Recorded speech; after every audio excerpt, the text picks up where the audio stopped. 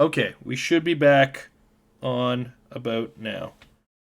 There we go. Okay, cool. Sorry about that. The internet went bleh and then came back. So, sorry about that. That sucked. We didn't. What did we lose? I don't think we lost anything because as soon as you decided to change topics, I noticed that it said we were. As soon as we start. Oh yeah. So. Okay. But so you talked about Little Nightmares 2, which I didn't play. I only played Little Nightmares 1 this year. I did play a bit of, but not much of. Give me a second. I'm just gonna put this on the startup screen while we wait for the game to come back because nobody wants to watch the wheels spin. Bravely Default, which did come out in 2021. And I didn't get a chance to finish it. So the only thing I remember about Bravely Default, it's not the only thing. One of the big things I remember about Bravely Default was buying the PS5 while I was playing it. That's pretty funny, actually. We're gonna exit and come back into the game, see if that happens. Turn to menu. Continue arena, turn 4. There we go. Okay. We are back. We're back. It was a fun JRPG. I didn't play the first Bravely Default, so I wasn't 100% familiar with a lot of the systems that were coming. But it started to be like that Rest Day was becoming like really long play JRPGs. Nothing wrong with those types of games, but they can really, really start to drag on you after a while. And as a result, I kind of I played almost back-to-back 2 JRPGs. I played Octopath Traveler, and then I played Bravely Default.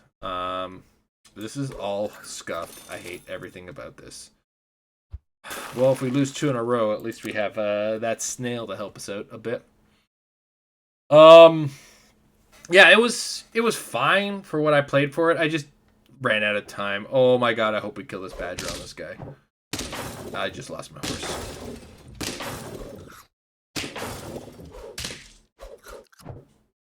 Yeah, no, that was scuffed. This whole team's not doing well. Summon strats broken. They don't work anymore. That's kind of a shame. I mean, yes and no. Summon strats were like just they toxic were stupid strong.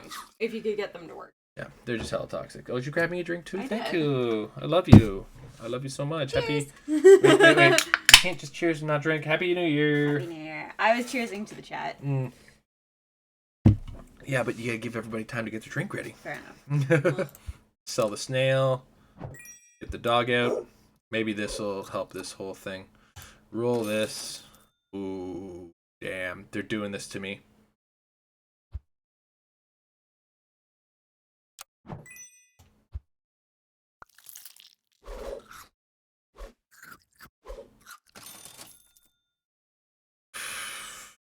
Okay. Snail, you're dead weight. Fred, Ooh, thank you. 9 months is the very thing I saw. It was subbed this whole time. Congrats on the baby. Oh, the 9 months, yeah. Oh. He's... As I'm sitting here drinking wine. Yes. Congrats on the baby. Fred is subbed for 9 months. Thank you very much for the 9 months. I don't have the alert. What? No, why did it go off? It went off. Yeah. Okay, cool. Cool. Stop for a second. It did not. No, it went off. It just didn't make noise. At least on our end. Okay. Or at least I didn't hear it. Anyway, yeah, Bravely Default, fine. JRPG, didn't have the time. I've kind of run out of time for those, unless they're really hard, like Dark Souls. Amber, next on your list. New Pokemon Snap. She played this one off stream, so. Yes. It was in my top 3. At the end of the year, Nintendo, recently in the last few years, was just like, hey, check your stats for the year if you have a connected Nintendo account. So I did that for this year. And New Pokemon Snap was number 3 of my most played games. Which means that I had sunken a lot of hours into the game. I did not 100% complete it because I didn't do the DLC stuff, but I 100% completed the main story of the game. which meant completing all of the quests that they give you, and I had to use just like online walkthroughs and videos to get it, because like it's one of those things where they're very specific. They're like, we're gonna give you this hint and we want you to get this very specific picture, but the hint doesn't really tell you what it wants. Some of them it's easy to figure out, but others it's like, yeah, I have no idea how to get that, because there's like 5 things I have to do before I get there. And those were the most difficult ones, where it's like the picture that you need to get is at the very end of the level, but you have to do 3 or 4 things as you go along the level to trigger the event at the end of the level that you're going to take the picture of. So I felt no guilt at all using all of the walkthroughs and got every single picture that they asked me to get. Pokemon Snaps do have a story to them, but the story's not really all that consequential when it comes down to it. It is going on a rail, like, it's not a rail shooter, but it's a rail game where you go along and you take pictures of cute Pokemon doing cute things. And it is an absolutely adorable game. And if anybody enjoyed the original Pokemon Snap for the N64, I 100% recommend getting the new one, because there are new Pokemon and it's in newer graphics. Like, they're not like top tier ultra realistic graphics because it's still Pokemon, but it's not the polygonal graphics that you got from the N64. I probably spent a lot more time than I should have playing this game, but this was also one of the games that helped keep me sane while Jason was in the hospital and I was living alone. So, kudos to that. Points for that. There you go. Yeah. It's something. But I thoroughly enjoyed it, but by the end, I was like, I definitely bit off more than I can chew, where I told myself I was going to 100% it, and I was getting to the point where while Jason was streaming, I'd do a few hours every night collecting, like, I would sit down and play for like 2 hours working on one quest to try to get one picture. For 2 hours, I spent 2 hours getting one specific picture. So it definitely got to the very end where I'm like, I am very much ready to be done this game, but I set myself a goal and I'm gonna achieve it. And I'm gonna hate myself a little bit that I'm doing this. Yeah. So next on my...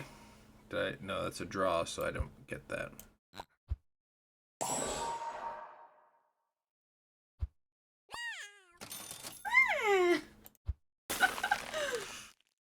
Next on my list was Crash.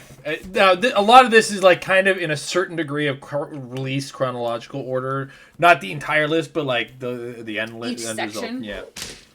Yeah.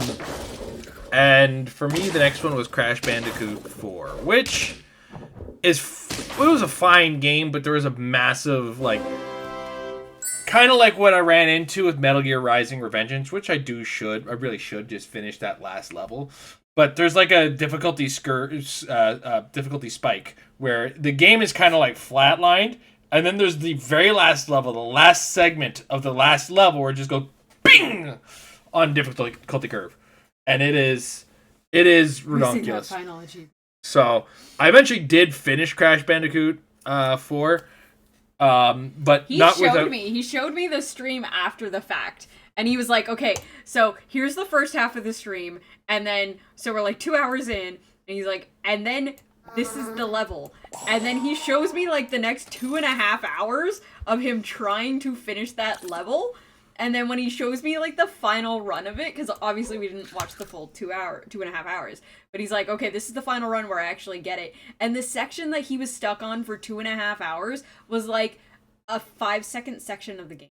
Like, maybe a minute. Like, I know I'm underestimating or whatever. I'm exaggerating when I say only 5 seconds, but it was a very small part of the level that, like, basically had to be frame perfect to continue on and finish the game.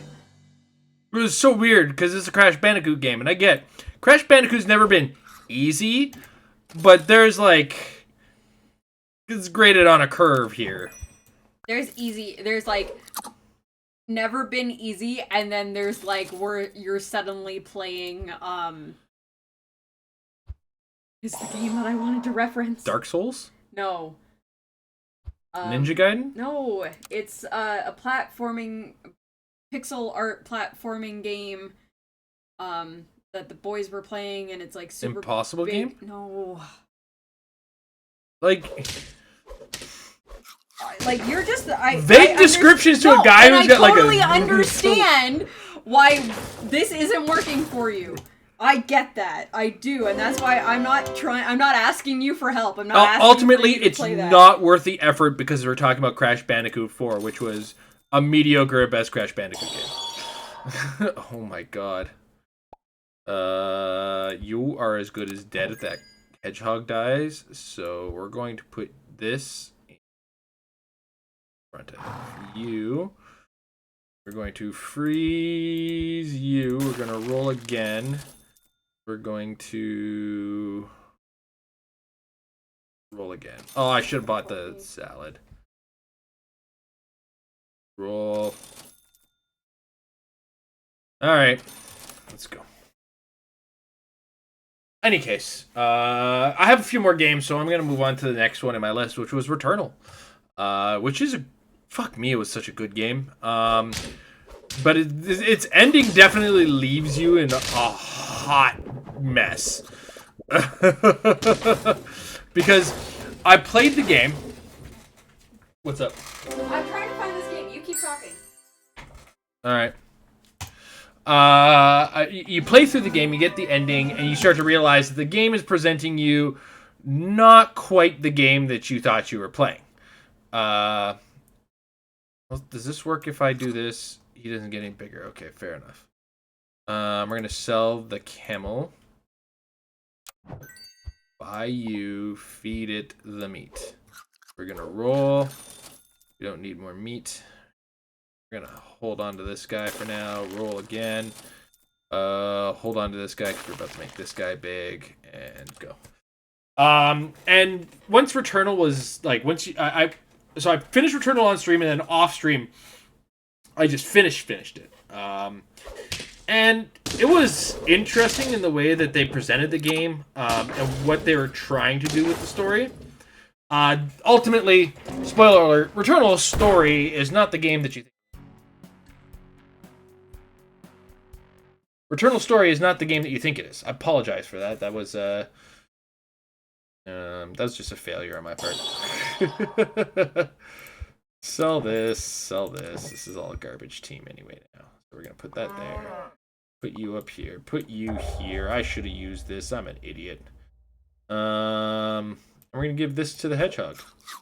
We're going to do that. We're going to end. Oh, I should put the shark at the end. Oh, well. But when I finished Returnal, game, not the same game that we thought it was.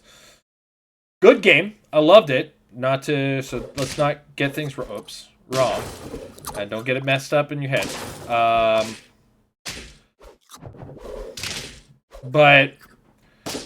And the gameplay was really good. Like, I really enjoyed it. It was a good roguelike that I suggest playing if you have a PS5.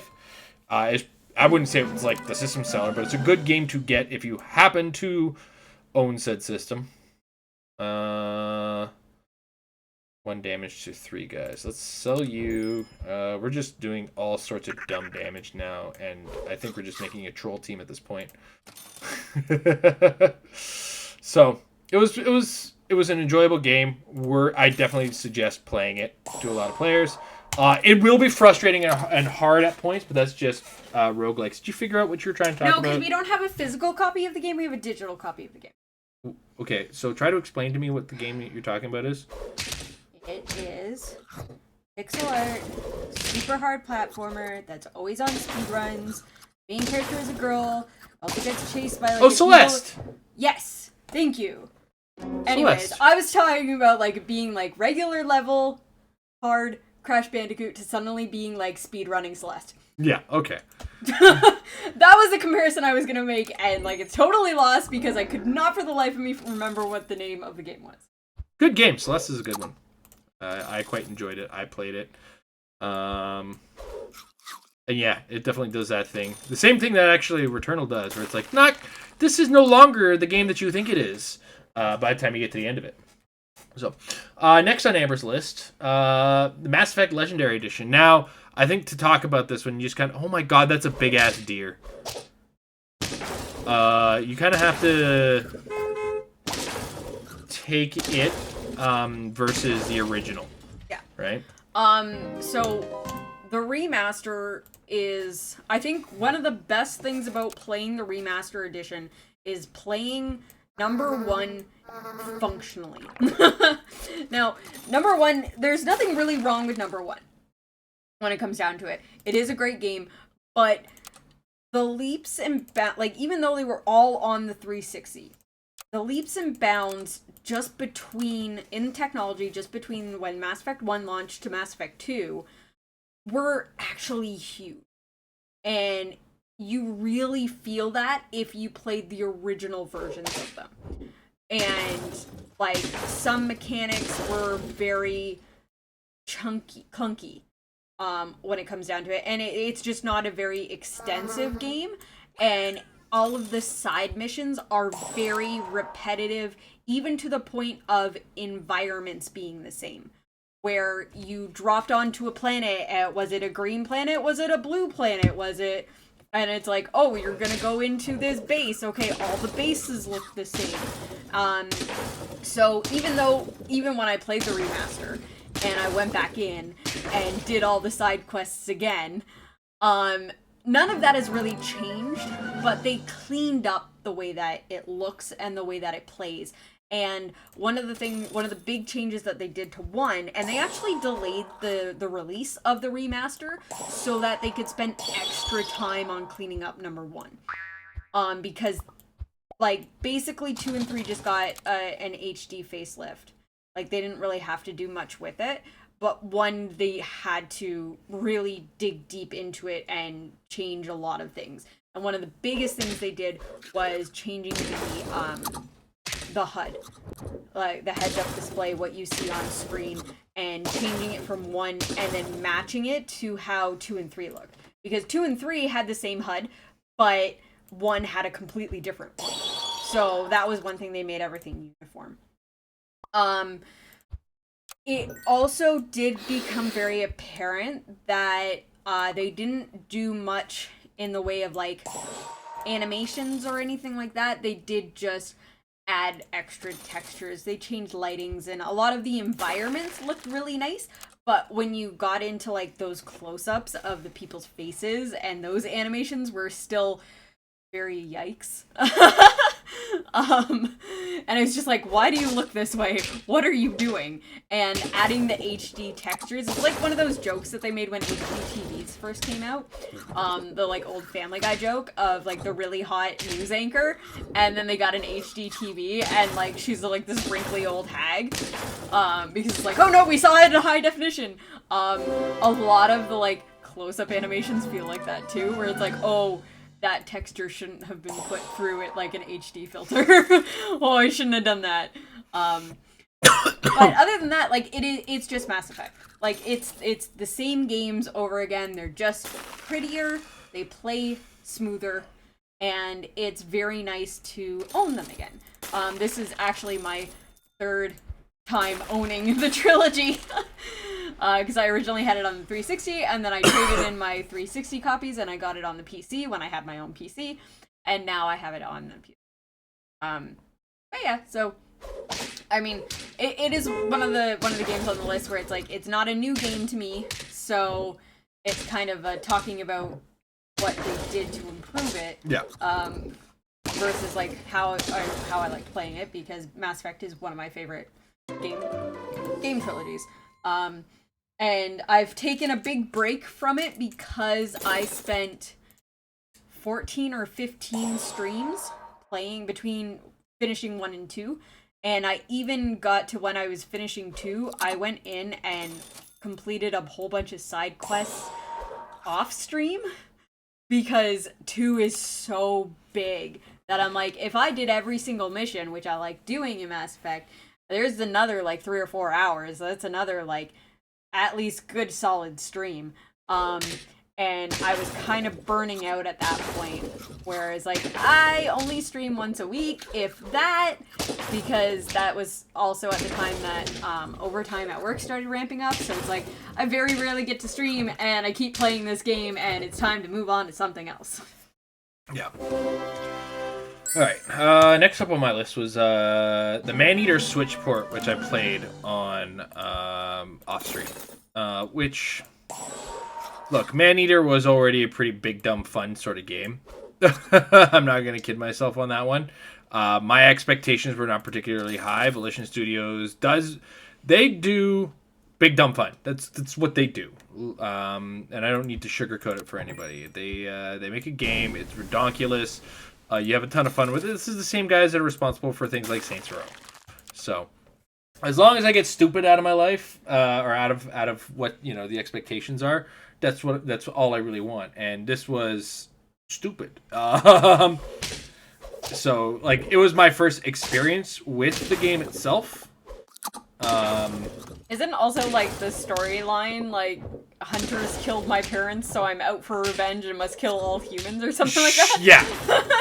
I mean, I'm a shark. The story was presented in a really interesting way as far as like the game design is concerned. Like the whole thing was done like one of those Discovery reality shows, right? So you have the shark hunter and his dad, his son, who he wants to get into the business, but because it's done like a trashy TLC reality show, they're kind of playing it up. And they follow them around, and there's a camera, and it's like underneath everything is like the shark hunter's son. Oh my god!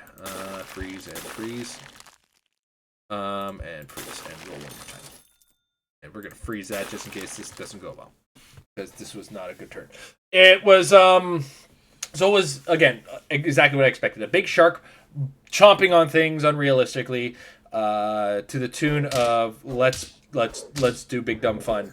And mission accomplished. Not every game has to be a masterpiece, and this definitely was not a masterpiece, but I enjoyed myself a lot playing it.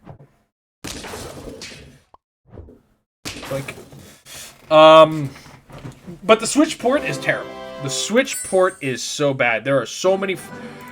Problem one, you are rendering water the entire game, which is hard.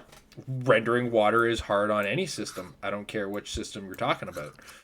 And as a result, the Switch gets put to the test pretty hardcore. Do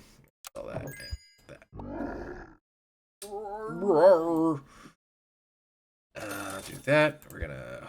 And as a result, like, there was a lot of frame dropping. There was a lot of just stress put on the Switch that the Switch just couldn't handle in general. So, if you're going to play Maneater, I suggest anything but the Switch version.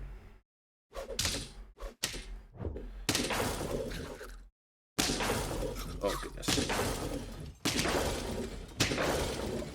Whiffed big time. But I definitely suggest that if you're looking for something that's enjoyable, not necessarily a masterpiece of a game, you have a couple bucks to spend here and there, by all means, go for it. It's hella fun. Why is the boar a car? I'm gonna freeze that one more time and freeze that. I really hope I can kill the first thing with that, because I invested in the hippo late. Okay, next up on Amber's list, House of Ashes. Ooh, I really, really liked House of Ashes. It is probably my favorite so far of the Dark Pictures anthology. What it is that these guys do, they're doing it right, and they keep learning, and each game is like sequentially getting better. So like Little Hope was better than Man of Medan, and House of Ashes is better than both of them. The story was really well laid out. The characters were really good. I got attached to pretty much like every one of the characters, which is not something that I've really experienced with the previous ones. Now they started this whole thing with Until Dawn. Now Until Dawn is its own separate entity. It is not part of the Dark Pictures anthology, but it's made by the same people. So like Until Dawn had like I think it was 8 characters that you go through playing. Plays like a old like an old horror movie. It plays with different horror tropes and stuff, and you're not quite sure what it is until you find out what it is. When I originally played Until Dawn, I was a little disappointed in what it actually was. I was kind of hoping it would stay in that like psychological teasing area, and then they're just like, yeah, no, Wendigos. So that was something when they made Man of Medan, and then that is full on just psychological, but you know right from the start that nothing's real, even though you're experiencing it with the characters, and I didn't really get attached to any of the characters. So like playing through them, I didn't really care what decisions I was making. And it was just like everybody I was not good at keeping people alive. And then Little Hope had a really, really interesting story, and then the ending just it died for me. I was so disappointed in how they presented the ending and what the ending actually was, that it made me just kind of be like, oh, I really, really liked this game. And then that actually ruined it for me. So then when we got to House of Ashes, where I'm like, I'm really, really hoping that what we're seeing is what we're seeing, because they've been playing up this whole not everything's real angle. So I was really, really happy that when you actually get into like the meat of House of Ashes, it is what it is. And it even goes further, like they double down and go way off the rails, but it's still like everything you're seeing is real. And like I got attached to the characters. I actually cared about the decisions that I was making and how I was playing out each interaction with the characters. And one of the more interesting things is that shortly after I played through it, I was watching another streamer that I know play through it. And right from the bat, they're making different decisions than me. So I'm like, I'm seeing dialogue I hadn't seen before, and I'm seeing cutscenes I didn't see before. They're reacting to different parts in the story in a different way than I reacted to it. Like, personally. Like, there's, the main character, like, Ashley Tisdale's character, her whole plot line is that her and her husband have been separated for a year, and she's been somebody else. And I'm just like, yeah, okay. Like, they knew their marriage was, like, on the rocks, and they hadn't seen each other, like, physically seen each other in a year, so, like, yeah, she started seeing someone else. And, like, the streamers that I was watching play it were just, like, had a really visceral reaction to that, of just, like, oh my god, she's cheating on her husband, she's trash, we hate her. And I was like, oh, wow, I didn't react to that at all. I was like, yeah, that seems sensible. So I'm like, oh, maybe I'm the bad guy in this game. So it's really interesting to see just how, not just how like the characters are interacting, but how you as a player react to how these games set up.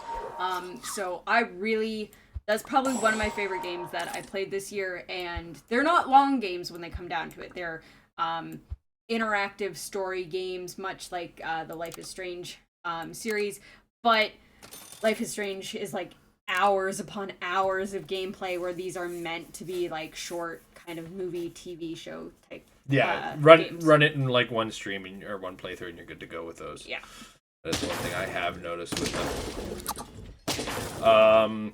So next on my list is going to be, I have one that's next on the list, but I am going to, oh my god, my own rat just killed me. I'm just going to go to the next one, which is Ratchet & Clank, which I played early on because I got it with my PS5. So, you know, that was sort of my first PS5 game, specifically made with the PS5 in mind sort of situation. Pig's going to get big, and this is a bad precedent I'm setting for myself.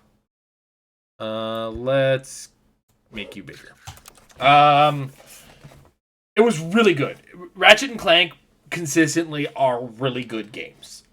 There's no denying ever that a Ratchet and Clank game isn't good. They just consistently knock it out of the park and manage to. They've always been really good for setting you up for what this system that you just invested in is all about. So big kudos on that one. I only had one like massive glitch which like despawned the world, which annoyed me when it occurred. And I was like, what is this nonsense? But aside from that, it was a really good game. I enjoyed it. Would probably consider a second playthrough on it, to be honest. And yeah, I suggest it again. If you get a PS5, I know they don't exist. But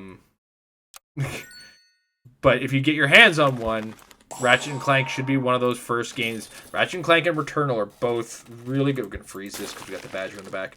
Really good games worth getting once you have that system out.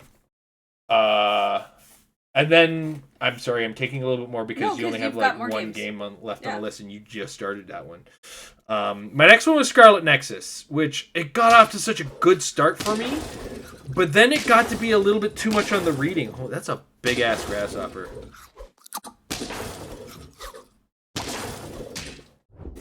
It got to be a little bit too much on the reading side. Like it turned into an action game, oftentimes interrupted by an quote unquote interactive novel. And by interactive novel, at best, you get like occasionally to click when you move on to the next part or make a choice as a choose your own adventure game, basically. So I do have to get around to finishing it, but my off-stream game time seems to have disappeared. So I'm going to have to kind of work out when I'm going to start doing that again.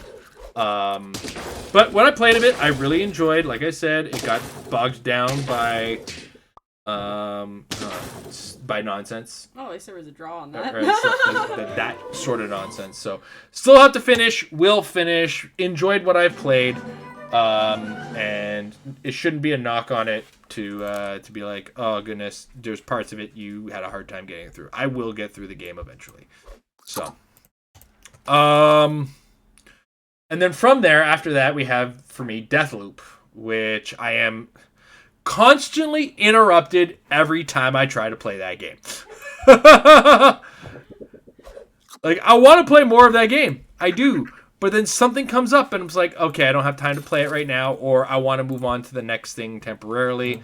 And it is unfortunate because it's a better game than I'm giving it credit for. But I also made a big mistake, and I started going through all of Arcane Studios' games. Not to say that Arcane Studio makes bad games. They make really good games. But they have a pattern. And the pattern is very evident in Deathloop. And it is continued in Deathloop. Oh my goodness. To the point where, once again, the rat has done me in. I gotta get rid of that bastard. To the point where I got a little by it. Also, as much as I'm enjoying it, the story is like the idea of what you have to do for the game. It takes me to a point where I'm like, oh god, I'm just gonna have to like do this thing where I'm gonna have to keep going at it and keep grinding at it and keep going at it, keep grinding at it. I don't know if I'm really looking forward to that idea. So that is something that does kind of keep me in a hesitant spot for that game specific. Fuck me. So yeah, Deathloop keeps getting knocked out for me. And then the next one on the list for me is Kena. I wanted to like that game more than I did. And it is a prime example of you can make a game as pretty as you want, but please do some work as far as programming, game design. You can't just hand me that sort of doo-doo and expect me to like eat it. You know, it's not great. Not good times. when that stuff gets really egregious, it gets really bad. And it's like it really hurts because it looks like a AAA quality game. It's got like AAA quality graphics, and you're like, oh my god, this game is so beautiful. It looks like it was made by geniuses who definitely work in the industry and have got lots of experience. And then you really get into the meat of the game. It's like, fuck, this is just really, really like messed up. And there's a lot of problems with this really beautiful, awesome to play game. And I think, like, again, it's kind of the curse of being an animation studio making a AAA video game, right? You go in with like, okay, we got to make it look good, and you tend to forget, oh shoot, this should maybe be good. So I had no idea it was like that. It's not that it's like a bad game, but when the game shows its bad parts, it hurts more because it looks so good. Right? Okay. And when things get bad in that sort of situation, you kind of step back and go, oh god, like this was what happened here? Like something great is just turning on me, right? So it's a product hurt by its own quality. Right? Where the high quality parts of it really show the bad quality parts of it. I think that's what I'm really trying to get across. It's like, right. It's a game that is so pretty, so nice looking. The expectations are set so high for it that when it takes a dump and, you know, you see the glitches, you see the bad things in it, it shows harder. And I think, like, again, I loved playing the game. I finished the game. But the game doesn't communicate itself very well to you at times, and it kind of feels Dark Souls-y in that way. And then when you look at the game, it's like, this isn't Dark Souls, though. This whimsical little thing shouldn't be Dark Souls again, right? So, draw. So, yeah, I got Dark Souls a little by it at times, where there's just like bosses that really beat me up. And like, I don't want to blame the game or blame the guys that made the game, but man, they okay, I didn't get the shark either, so the fly is broken with the shark or with anything that works off of summons.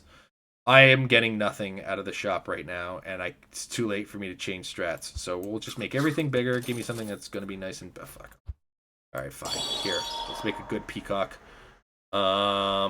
Freeze this and hope for the best that we get through this. So yeah, Kena, a pretty game hurt by bad design and technical stuff. Like the technical stuff is what really put it really was the worst part of it, to say the least. Your last game, both of our last games are like works in progress for us. Yeah. Actually, mine is going to be a restart in progress. It's going to be restarting on stream. But you got Life is Strange True Colors. You started that yesterday? Yes. Yeah. No. So, was it not yesterday? No, because we streamed last night. So it was the last time you streamed. Okay. Thursday?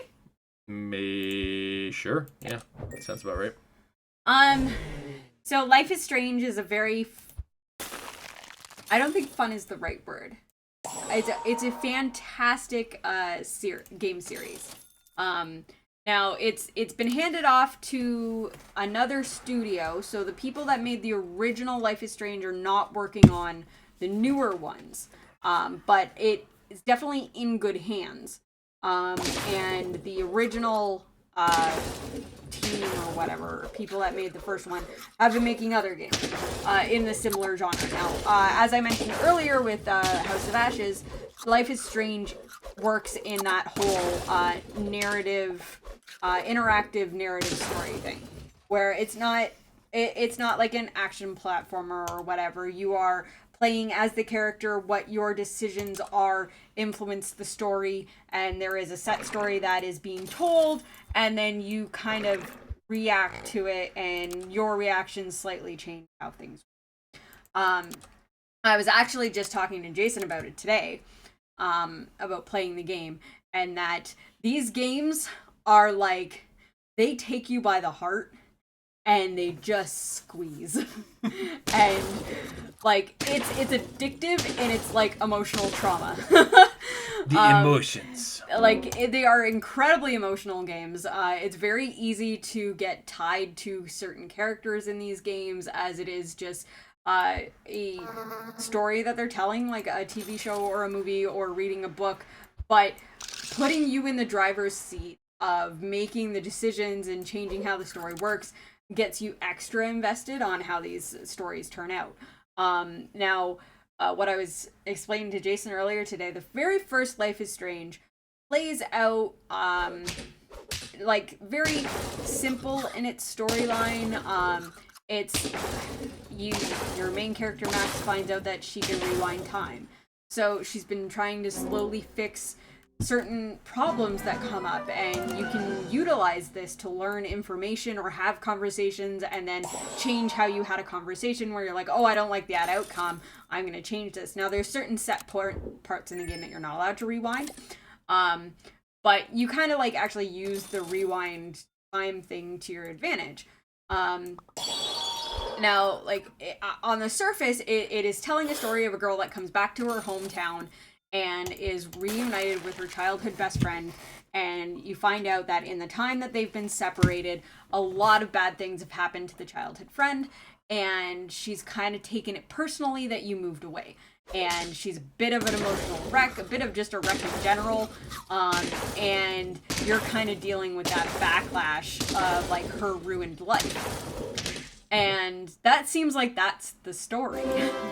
And, like, that's emotionally draining as it is, as you're trying to navigate this new world that you're in while being reunited with your old best friend and everything that's happened to her. And, like, at one time, you want to try and use your rewind power to, like, fix her life.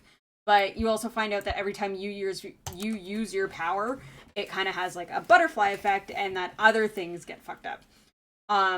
The actual story of it doesn't get revealed until the very end of the game, and it's fucked up. And, like, that's kind of like the meat of the Life is Strange games, where it's like other than the fact that the main characters tend to have superpowers, the stories are very realistic. They're very real, they're very raw, they're very emotional, and they go to some very dark places.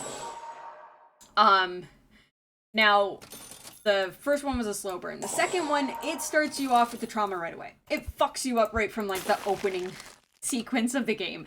And then it just keeps ramping up from there. And that one I actually played on stream for you guys, and also was kind of my, like, I'm gonna not play Life is Strange on stream anymore. Just because of, like, the emotional investment in these characters and the storylines. So when you get to True Colors, I've only played the first episode so far, the first chapter. And much like Life is Strange 2, it hits you right off the first chapter. And I didn't see it coming. I was expecting something completely different to happen, and it didn't, and something other happened. And now I'm like, oh my god, that kind of just, like, hit me with a sledgehammer. And I'm eager to get into the next episode, but also, like, if that was the first episode, how much darker and crazier is this game gonna get? Now, obviously, I'm not giving specifics on these parts, like the end of Life is Strange 1. You guys watched me stream Life is Strange 2, so I can talk a little bit more of that, but True Colors only came out in September, I think it was. So it's still very new, and even to me. So I'm not going to share any of, like, the plot points of it, because it is unfortunately one of those games that doesn't really lend to too many replays once you know what the main story is. And it's a hard game to stream because people don't necessarily want to watch your choices. It's not like the Dark Pictures anthologies where it's like, oh, well, what, like, that deal with a lot of, like, permadeath stuff, where it's like, oh, well, this story's gonna change because you let that character die. So because this goes in the more, like, drama, emotional end, it's not a game series that's easy to stream or to watch stream. So the people that watch it probably have either already played the game themselves or have no intention in playing the game, and that's not. I don't want to play around with our viewers like that. I don't want to play with our audience. I don't want to end up being like, well, nobody's going to watch this because they want to play it for themselves.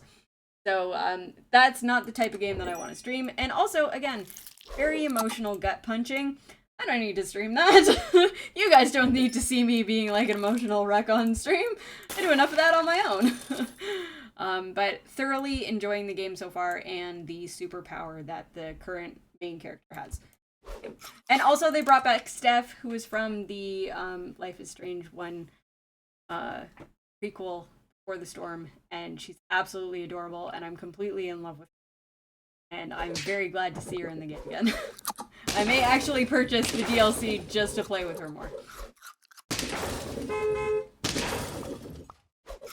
Beep, beep. My last one is Metroid Dread. And unfortunately, I keep having to put that one off because I still have a dank taste in my mouth from when Nintendo hit me with the God damn it, that rat is done me in so bad. Left me with a bad taste in my mouth because I had that DMCA strike because they sent me the game early. It wasn't my fault, I swear. It was my bosses at Amazon that did it to me. My bosses, I say, are like, we don't make a living off of this, so let's not kid ourselves. Yeah. But yeah, Big Daddy Amazon sent me my copy early, and then I got hit with the DMCA on that one, the moist presidents. I've enjoyed what I've played, but I'm going to be streaming it again, starting from the beginning. I lose. Draw. So, but I've enjoyed it. It's back to form for Metroid.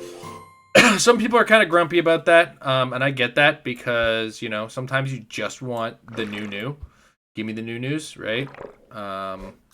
So I get if you're kind of impatient looking at this going, well, what the hell do I want with a game that, has already existed X amount of time? Just going to start presetting for the tier 2 stuff. So overall, like I said, enjoying it. It's fine. It's not like the most fantastic of things as far as games are played.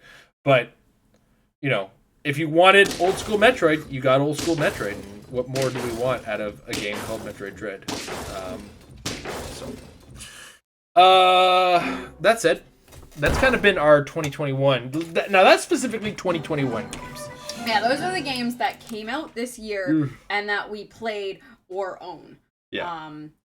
Now, obviously, Jason's been streaming pretty much the entire year. I jumped in February, I think, end of January, beginning of February was when I started doing my Friday night takeovers because I ended up starting my year and the year previous with a different streaming team, and that fell through.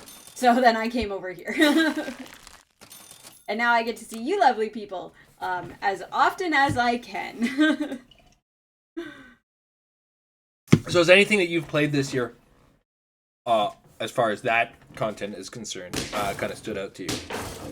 Oh, of the ones we played? Yeah, like, not everything, that we played came out this year, right? Oh, so. That's true. Yeah, it's funny because the two games that I actually have invested the most amount of time in this year are older games. Now, granted, one of them is not that old, but back in March, I got myself my own Switch. I had a nice tax return this year, and I treated the family to a new TV, and I bought myself my own Switch. So when I did that, the first thing I did, because of course I had my own Switch, I made a brand new Animal Crossing island.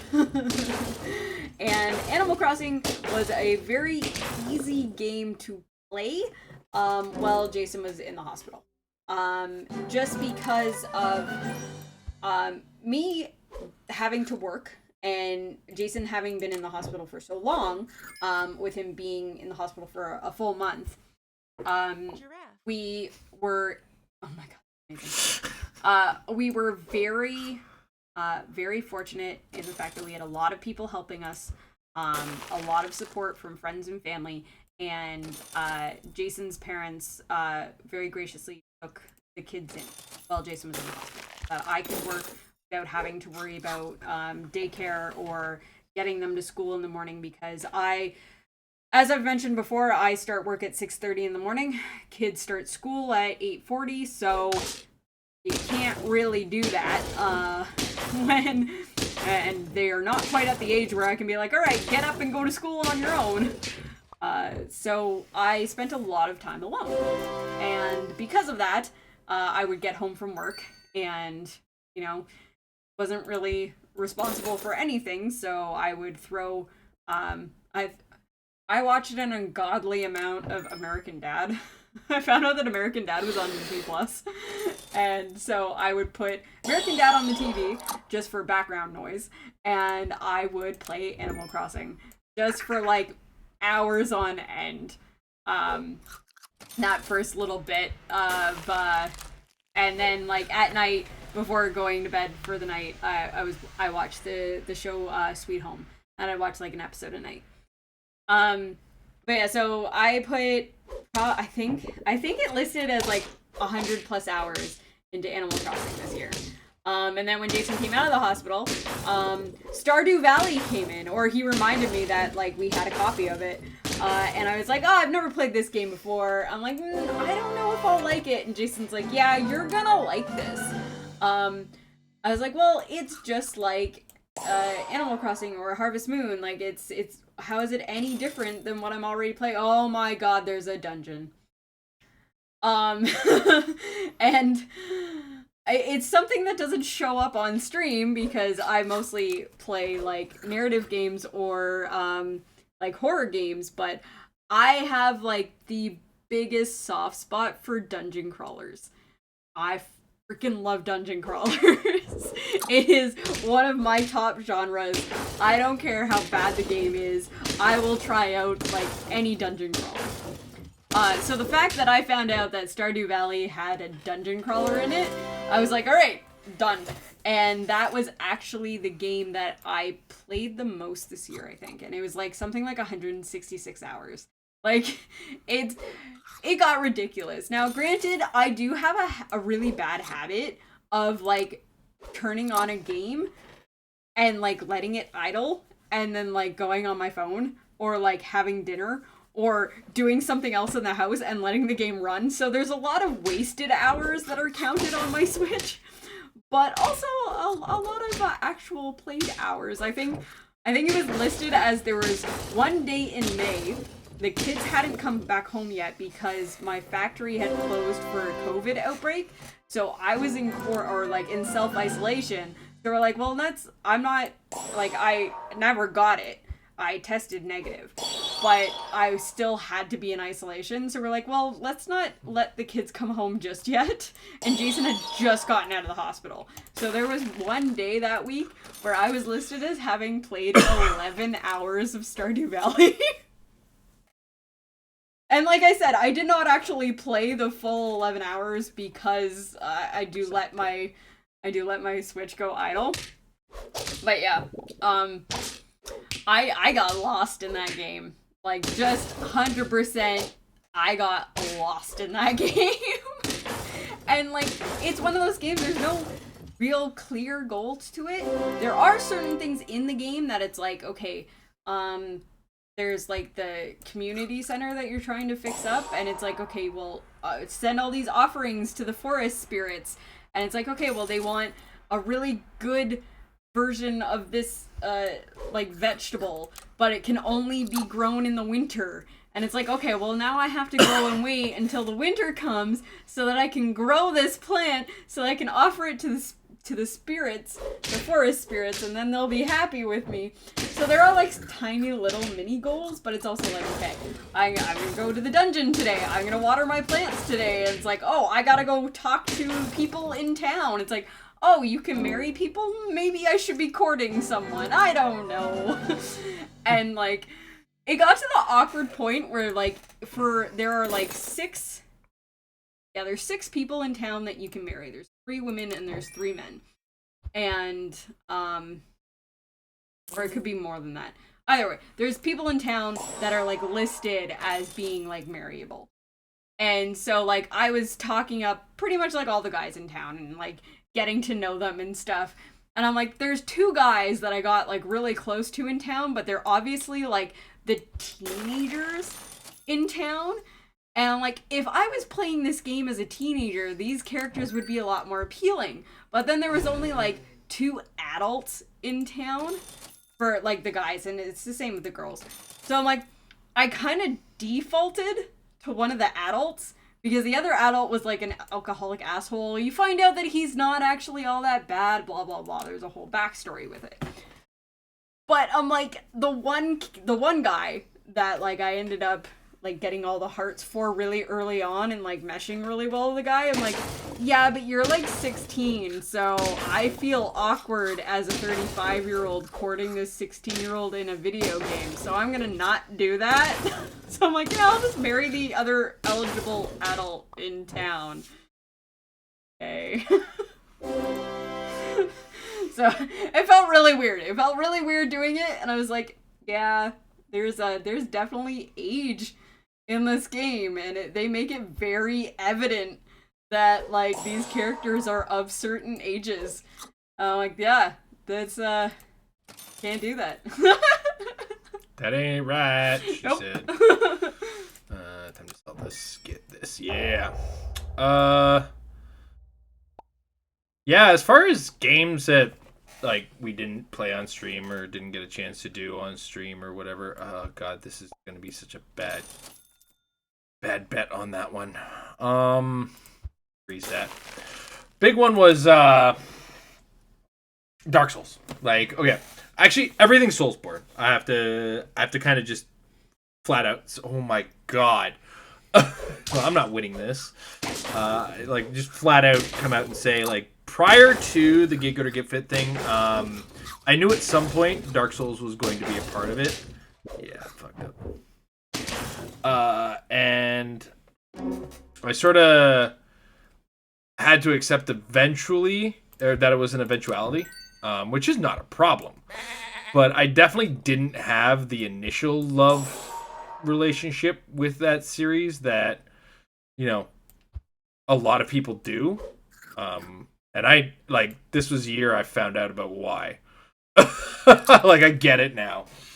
I had a rough go with Bloodborne when I first tried it, but the initial version of Git Good or Git Fit, oh my god, was this thing where I would play a video game while on an exercise bike, which, you know, was good, but it's really hard to do to manage a game at the same time as on a exercise bike. You have to have a very specific type of game. Yeah, JRPGs are best for it. Yeah. And action games like Bloodborne are not good for it.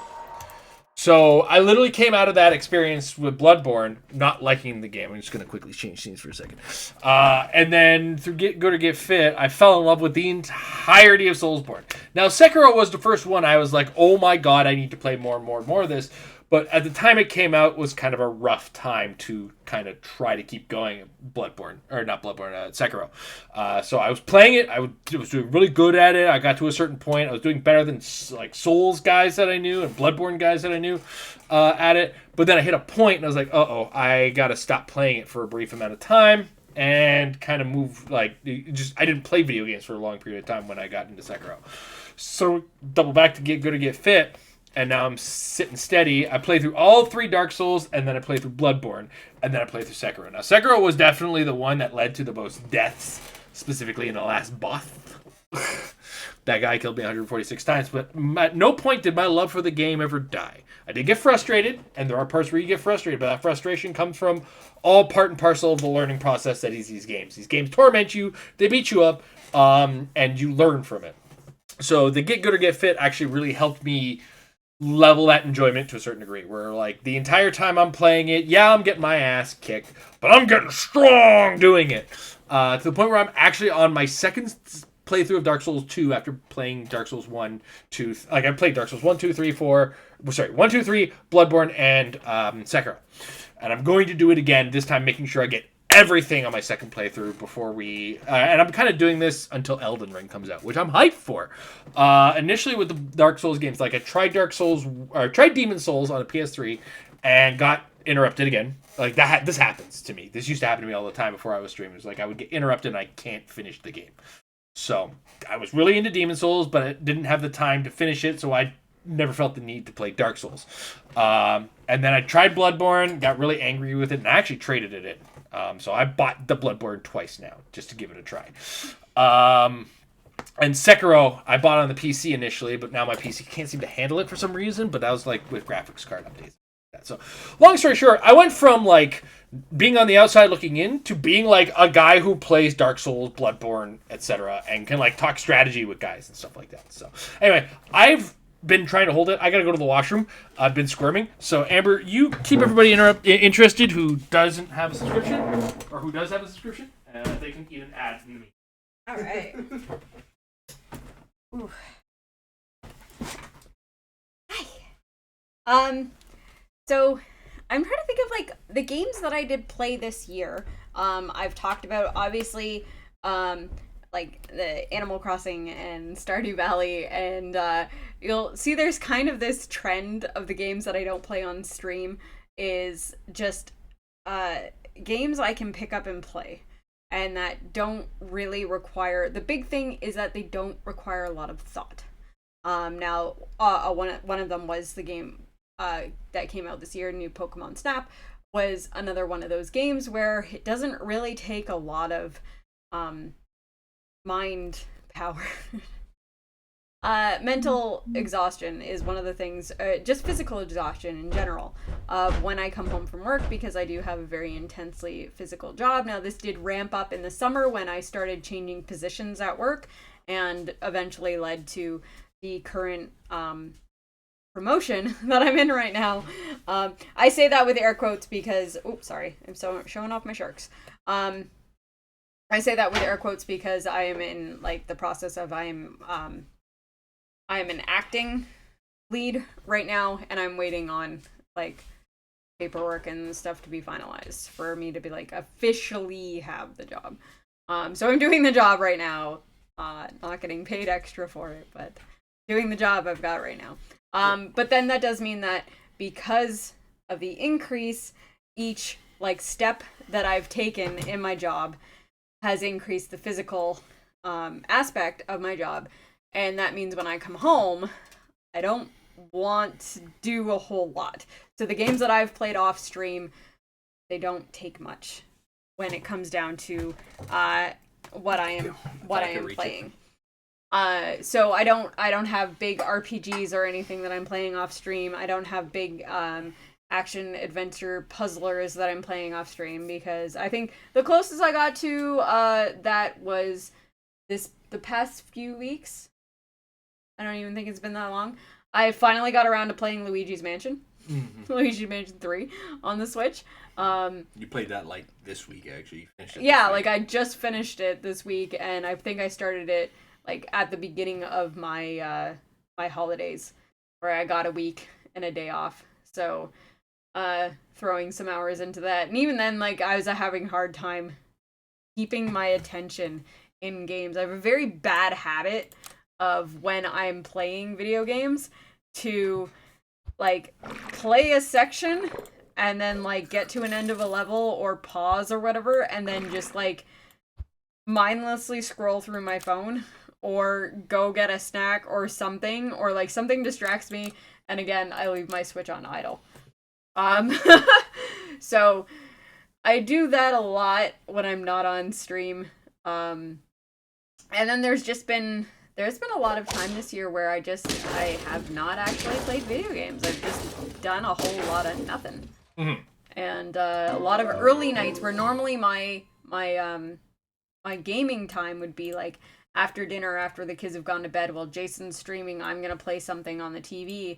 And because of that second half of 2021, there was just so much overtime and so much extra work that I was doing where I had to be in bed super early. So it really, really cut into my gaming time. Actually, Resident Evil 8, I didn't get to finish. Like, I played it because it's one of the other things I do is that when I do like mature rated games, we don't play them around the kids. We don't, yeah. very much do not play those kind of games in front of the kids. Which does also mean that I only get like an hour of game time after the kids have gone to bed and before I need to go to bed. So I have very limited game time when I want to play mature titles. So Resident Evil Village was one of those. And then all of a sudden that like after the kids go to bed, before I go to bed, suddenly became I'm going to bed before the kids. So, I think I had played the first, like, 2 or 3 sections, or the first 2 sections in Village, and then didn't touch it for, like, a month and a half. And then Jason played it, and he played it through before I got to go back into it, and finish it off, because I just wasn't getting the availability. Like, my free time to game isn't as big. Now it's getting more because I've gotten the time between Jason gets off work, when I get off work and I come home and Jason gets off work, the kids have kind of just been up in their rooms doing their own thing. So I've had a little more gaming time. But then it also depends on how exhausted I am as to whether or not I want to actually game. So, yeah. One of the games I did pick up, I didn't end up talking about this because I don't know when it was released. So I don't know if it's a 2021 game or if just the DLC came out this year. But there is a game that I totally went off on my own. And I had picked it for myself based on my likes, based on like, I saw an ad for the DLC and I was like, this looks right up my alley. I had never heard of the game before. Jason hadn't heard of the game. So I'm like, I'm going to buy this game for the Switch. And it was called Going Under. And I've mentioned it before, but this game is beautifully whimsical. It is hilarious. And it is a roguelike dungeon crawler where you are an intern at a tech company or like a startup company. And the whole idea is that the dungeons underneath you are the companies that used to be in the building that went under. And so like the first level is like a temp agency, kind of like a... It was September of 2020. Okay, yeah. Kind of like an employment placement agency. And they're like little goblins. And then the next dungeon that you go into is a dating app. And they're all like little demons. And then the third one you go into is a cryptocurrency one.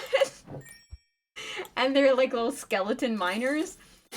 But you like unlock power-ups and like you go in each dungeon and it's done like a roguelike. So you have to start over every time you go into the dungeon. You're trying to make it to the boss each time, and each time you're unlocking these different power-ups, but you don't get them. You don't keep them when you unlock them. It's just like, oh, you've unlocked this might show up now.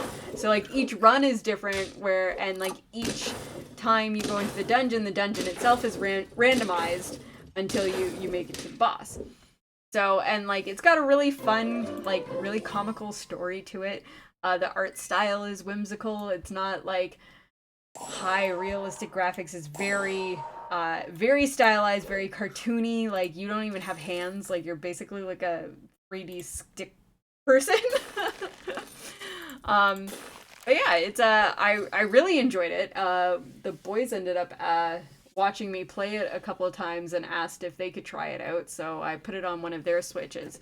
But I don't think they were really into the whole dungeon crawling roguelike game. I think they tried it once and they were like, yeah, this isn't for us.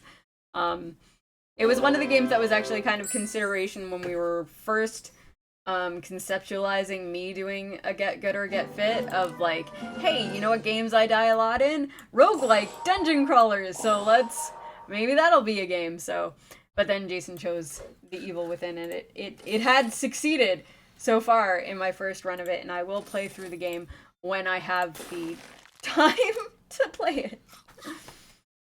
So, but yeah, other than that, like, I haven't really played a whole lot of games off stream, and I haven't played a whole lot of games on stream because I spent like the summer playing Mass Effect, and then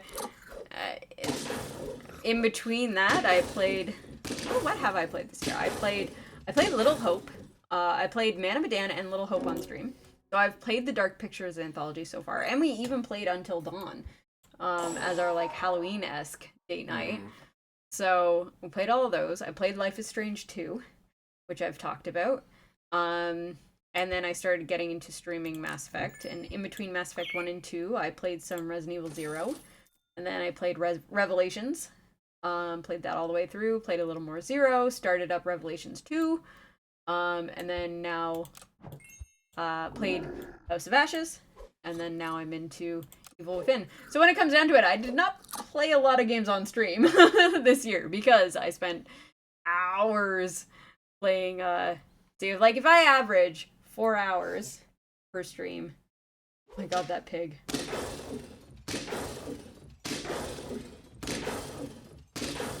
It took your entire team to take that pig out. Holy crap. Yeah, if we say that I averaged 4 hours and I did 14 streams playing between Mass Effect 1 and 2, that's like 60 hours. Give or take. That's really quick, easy, like, not easy, but that's quick math. I know it's not accurate math, but that's just like a quick estimation on the math of, there. But yeah, I played a lot of Mass Effect. Yeah. That's why we had to kind of give you a bit of a hold your horses on that one. Yeah, that's why I haven't done 3 yet, because 3's as big as 2, if not bigger, so we're looking at another, like, 8 streams going through 3. I don't know when I'll get to that point, because my backlog just started growing. Because the games that we're still planning to play for me were getting through Revelations 2, the Medium, Evil Within 1, and then Evil Within 2. And I think that's what I have on my list so far of games that I wanted to. Oh, and Alan Wake. Yeah. Yep. I don't know. Where are the fishy turtles?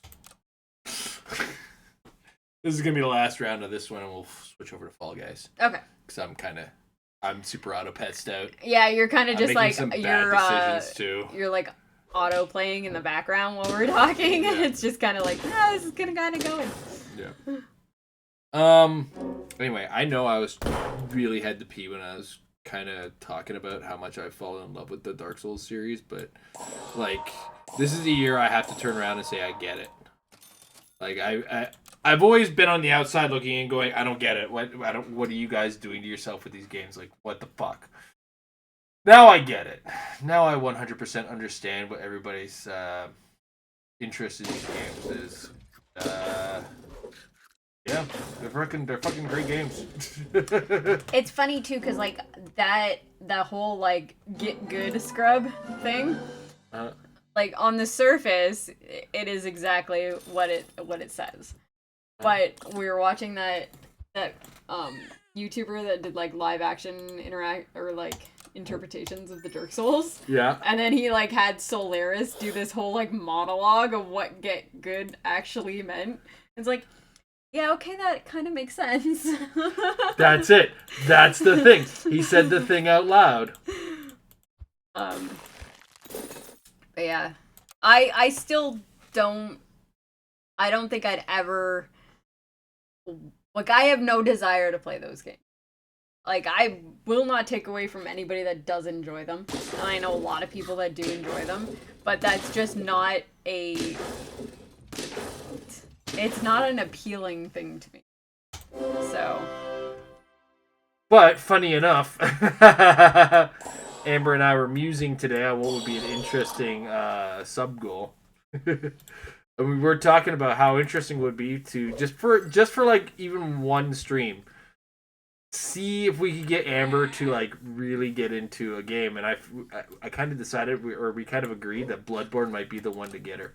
Yeah. So, which is funny because like we were actually watching Fred's stream the other day. Yeah. Time is meaningless. And he did. He had been streaming Jedi Fallen Order. And it is a game that I have played, and I enjoyed that game. And he was surprised that I had played the game because it is essentially a Souls-like game. And he was like, "But you don't like Souls-like games."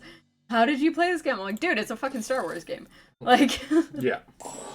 Like, that was literally the only qualifier that Amber needed. yeah. And actually, Jason had picked the game up for me. I was tentative about playing it because I was really super into it. Like, all of the trailers and the previews for it, I was like, yeah, this looks awesome. I totally want to play this game. And then someone's like, oh, it's a Souls-like. And I was like, all right, and I'm out. And I was going to not play it.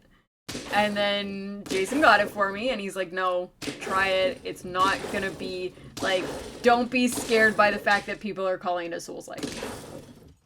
So, had I not had Jason there helping me make my decisions, I probably would have never played the game, because as soon as I heard that it was Souls-like, I was like, no, I'm out. I don't want to play that type of game. Somebody has to help you make your decisions. Yeah. Clearly, I'm not good at making them on my own. You just don't make decisions. Yeah. Yeah, it's not that I make bad decisions or I'm not good at making decisions, it's that I just don't. Yeah. I'm like, oh, I have to make a decision? Yeah. Amber doesn't make... Ah, damn it. Amber doesn't make bad decisions, she just doesn't make decisions. Just because I feel like I'm going to lose this round anyway. What are you looking forward to in 2022 as far as games are concerned? You know what? I was just thinking that we should cover this topic, and then I was like, do I even know what games are coming out next year? We could probably pull up a list of what we know about already. I was going to say, actually, I want to hit my phone. Okay, well, we'll swap places if you're going to be phoning, because main screen should not be somebody staring at the phone. Ooh, right in the good stuff. There we go. And I'm actually going to pull up Fall Guys now, and we're going to hit studio mode to make sure it works. I think you'd get a kick out of Fall Guys. I also haven't had my vitamins today, so we're going to do this. I'm going to have my vitamins. My vitamins, my calcium, my trophies. Funny thing, Fall Guys is one of two reasons I got the PlayStation Plus. Actually, we have to finish this run before we switch to that. We're going to go to studio mode for a second. We're going to make sure that this... let's see. I knew that happened. Doing this. And we're going to do that.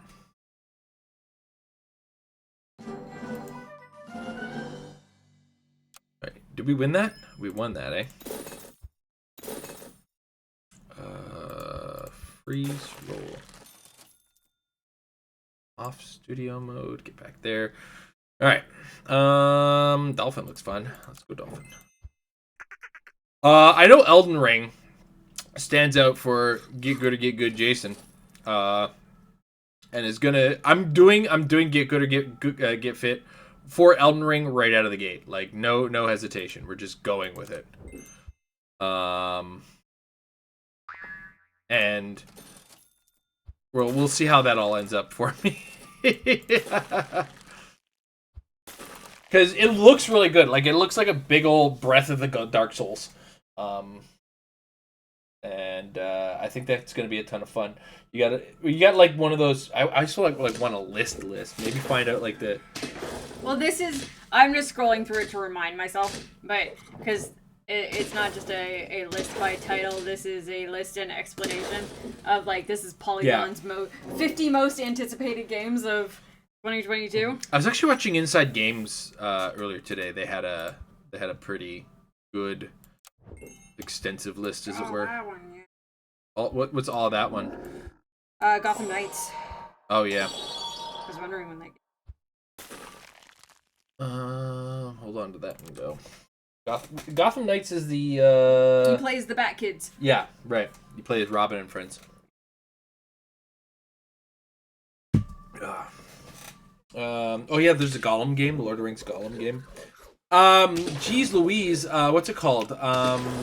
Horizon. We actually we have that Horizon 2 pre-ordered too, so like we're definitely getting that game. The Badger did not work out for me this time. So that's what I should look through is my Amazon pre-orders. All right. Let's get Fall Guys loaded up properly here. And swap to this one. There we go. Exit Super Auto Pets. Get some Fall Guys action going. Let's go knock over some beans. All right. Let's be a bean. Let's actually go Fall Guys. Ultimate Knockout. New Year's Day. Fall Guys recaps and resolutions. So there's a game on this list that has popped up, and I have to read this to you. Okay. It is called Cursed to Golf. Cursed to Golf. Is this like Golf Story the sequel? Now here, the Dark Souls of side-scrolling golf roguelikes is quite the pitch. The Dark Souls of side-scrolling golf roguelikes. What the fuck is wrong with game developers now? I have to say this. The Souls-like has gone too far, to the point where I was actually having a conversation with Fred while he was streaming in his chat. What the fuck? Where do we draw the line on what's a Souls-like now? Yeah. Right? Like, he was talking about a game, Vampire. And he was like, oh yeah, that's kind of a Souls-like. But it was to the point where, like, we narrowed down certain number of mechanics. Is like, okay, yeah, maybe it is. Like, I look at it now, the conversation we had. Yeah, maybe that is kind of a Souls-like. Like, in grand scheme of things, that's all it is. It's just so fucking Souls-like. Everything's a goddamn Souls-like. The most recent God of War is a fucking Souls-like now. Yeah. If you actually look at what Dark Souls is. But all Dark Souls is an action RPG. The only thing that I think should define, or like what people should be using as the definition, is an action RPG that is hard and punishing and teaches you with its hard punishment. I'm sorry, rant. No, but that's okay, because this actually leads into like that argument of how like Resident Evil like 5 and 6 aren't real Resident Evil games, and then Resident Evil 7 and 8 aren't real Resident Evil games. And it's one of the jokes that I constantly make on stream anytime I do stream a Resident Evil game, is that like when they're like, oh, this door is locked from the other side, how Resident Evil of you. Or it's like, oh, I have to double back to the area I started in, how Resident Evil of you. Like, there are certain core mechanics when it comes down to it of like, yeah, okay, this is what Resident Evil is. Whether people want to acknowledge it or not, is like there are some key things. It's not the story, it's not the characters. There are key gameplay elements where it's like, that's what makes it a Resident Evil game. So when you break it down, it's like, what's Souls-like? It's like, well, anything can be Souls-like if you are to, like, if you look at it hard enough, you can be like, oh yeah, that's Souls-like. Mm-hmm. Oh, you up stats individually? Souls-like. It's like, well, no, that's Diablo 2-like. That's my outfit, man. I swear to God, I just get new things in this game and I wear them. But yeah, I am very much intrigued by this Dark Souls-like side-scrolling golf roguelike. What I think you should, you're a golf gamer, you should actually try Golf Story. I was thinking that I should play that. Like, Golf Story is a really good RPG that happens to have golf as like its main gameplay mechanic. Like, so I suggest that you for sure give it a try. Especially after that conversation we had about Mario Golf Super Rush. Yeah. Stop grabbing me. Now that's something I'd have to actually play on our big Switch though, because that is under that's a digital game that we digital have under my name. To your account.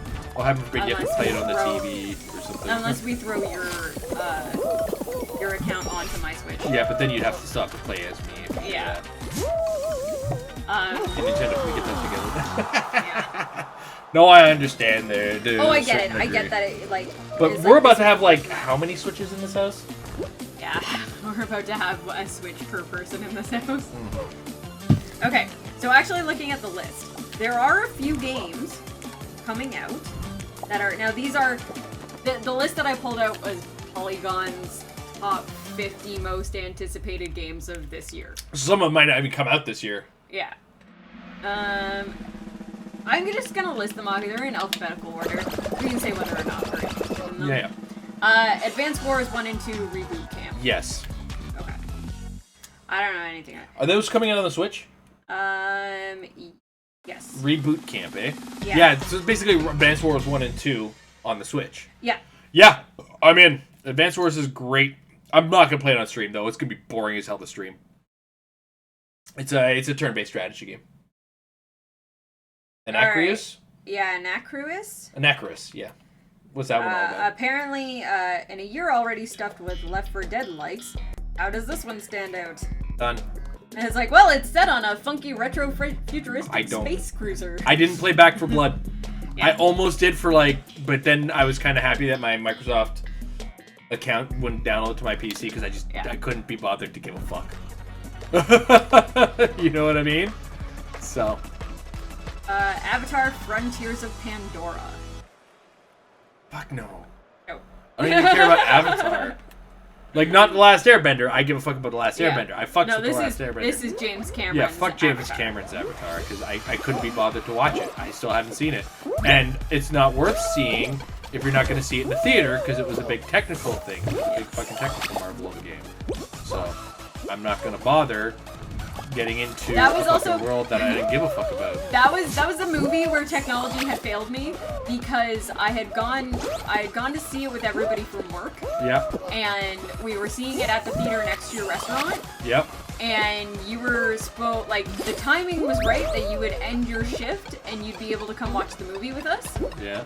But I had gone into the restaurant, but you were busy, so I didn't want to bother you. Right. And then when you were off your shift, you had texted me to ask what theater I was in. Yeah. Because I was already in the theater, I had turned my phone to silent. Yep. So then you just... Because you're not a piece of shit. Yeah, so you went home. And I was just like, oh, you didn't come watch the movie with us. Didn't you end up fucking hating it, though? It was... it was pretty. That was ultimately, I think, yeah, the whole and point like of it. Zoe Saldana made a really hot alien. Yeah. Zoe Saldana makes a very hot Zoe Saldana's character in that movie. Yeah. So. Or in any movie that matters. So. Like that's pretty much it. And like Scone Weaver was in it, and Michelle Rodriguez were in it. So it's Step like, on me, mommy. I got a lot of eye candy in the movie, so like that's about all I can say about it. Yeah. Fair enough. Alright. But yeah, no, I don't give a fuck. No. we talked a long time about Avatar, about a fucking game I don't give a fuck about. Arc Raiders. Arc Raiders? Co-op shooter with a retro-futuristic sci-fi aesthetic. Okay. It's a co-op shooter. I don't give a shit. Well, hold on. What's the premise? Okay. Because I love co-op games. I love my wife too.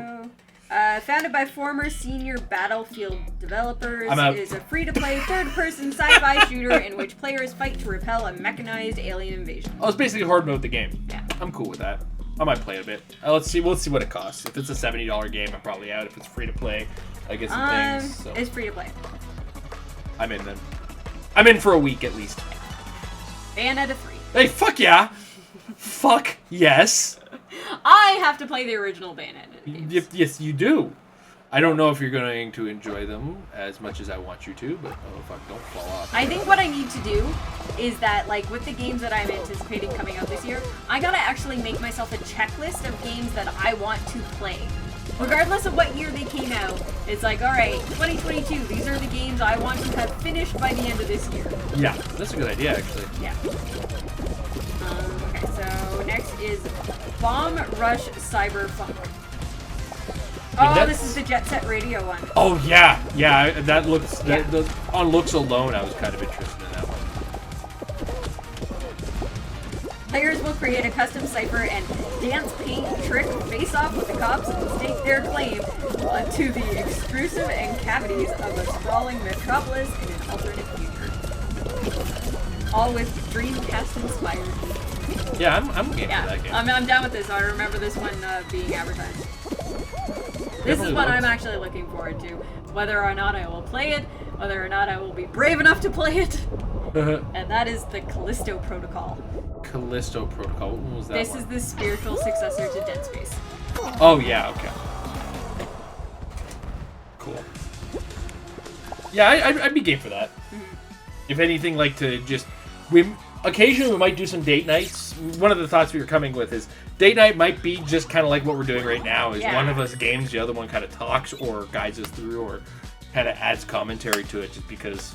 Because there's only so many like arcadey and beat 'em up games that we can go through. Yeah, like we do have a feature with Double Dragon Neon. Yeah.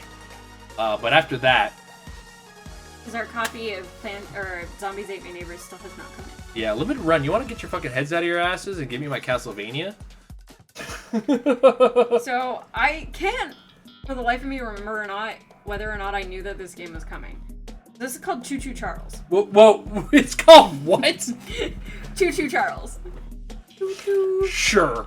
Okay. You've got me on the name alone. Like I am full blown doing a Samuel L. Jackson Snakes on a Plane moment here. Oh no, this gets even better. This oh is god, like, it gets better. This is like creepy pasta the game. Creepy pasta.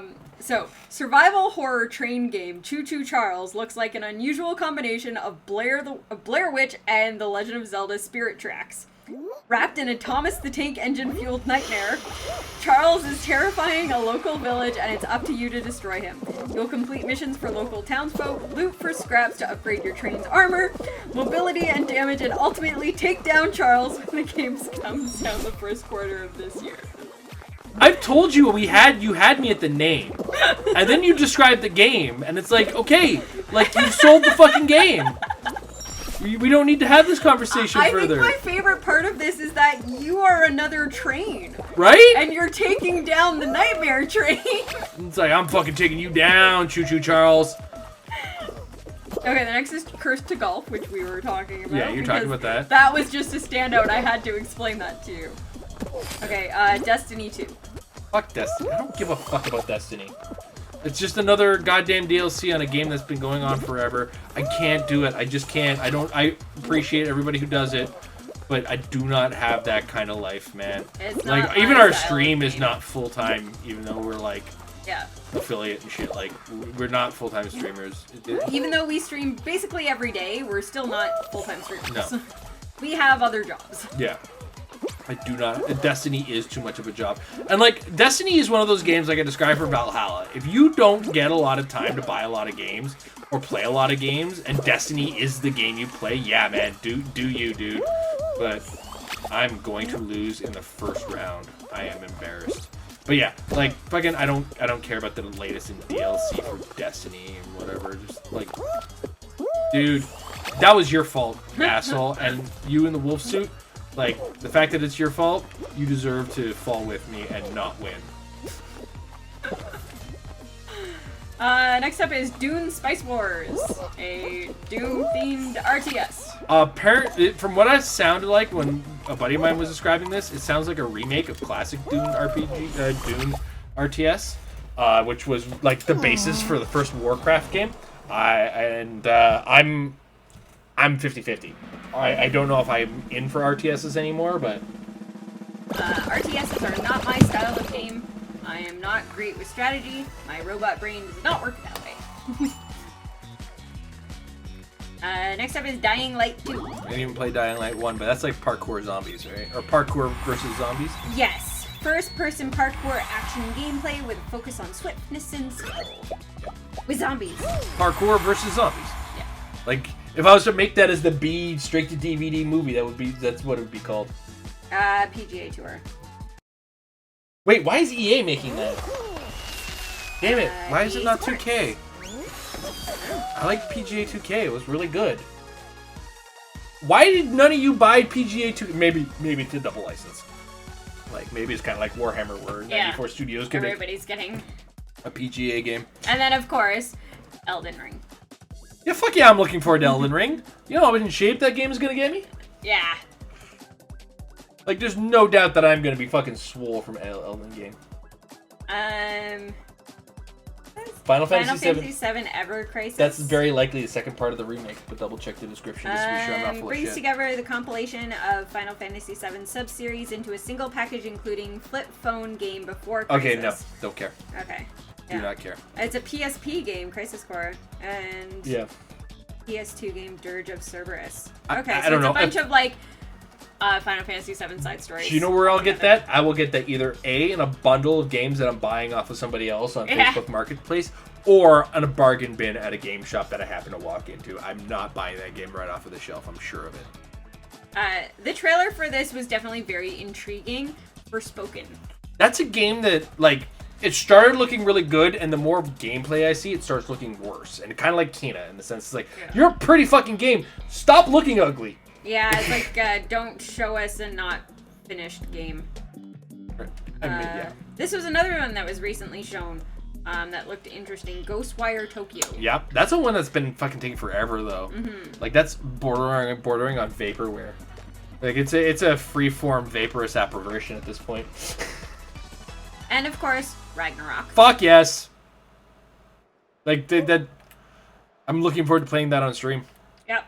Like I'm probably gonna make time for extra streams for that one, like daytime weekend. Oh, Santa Monica has said that this is the finale for Kratos' Norse saga.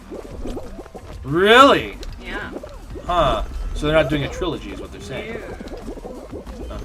God of War 3, the remaster you got me, I put on the rest day list. Oh, excellent. I'm going to play that on stream because I want to replay God of War 3. I want to see if it still holds up even though I'm playing like a remaster. Yeah. Because like the PS4 is going to maintain that 60 frames per second, which, oh my god, classic God of War in 60 frames per second is beautiful! But I do want to see if the graphics still hold up and like the gameplay still holds up. It's going to be very button mashy. It's going to be a very short, like 2 rest days at best stream sort of situation. Oh. But yeah.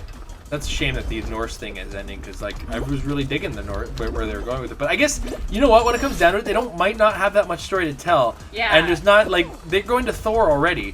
Thor is like, aside from Odin, one of the big gods in Norse mythology. And they're calling it Ragnarok. Yeah. So like, it makes sense. Yeah. And they introduced Jormungandr in the first one, so you know maybe he's gonna get a little pissed off.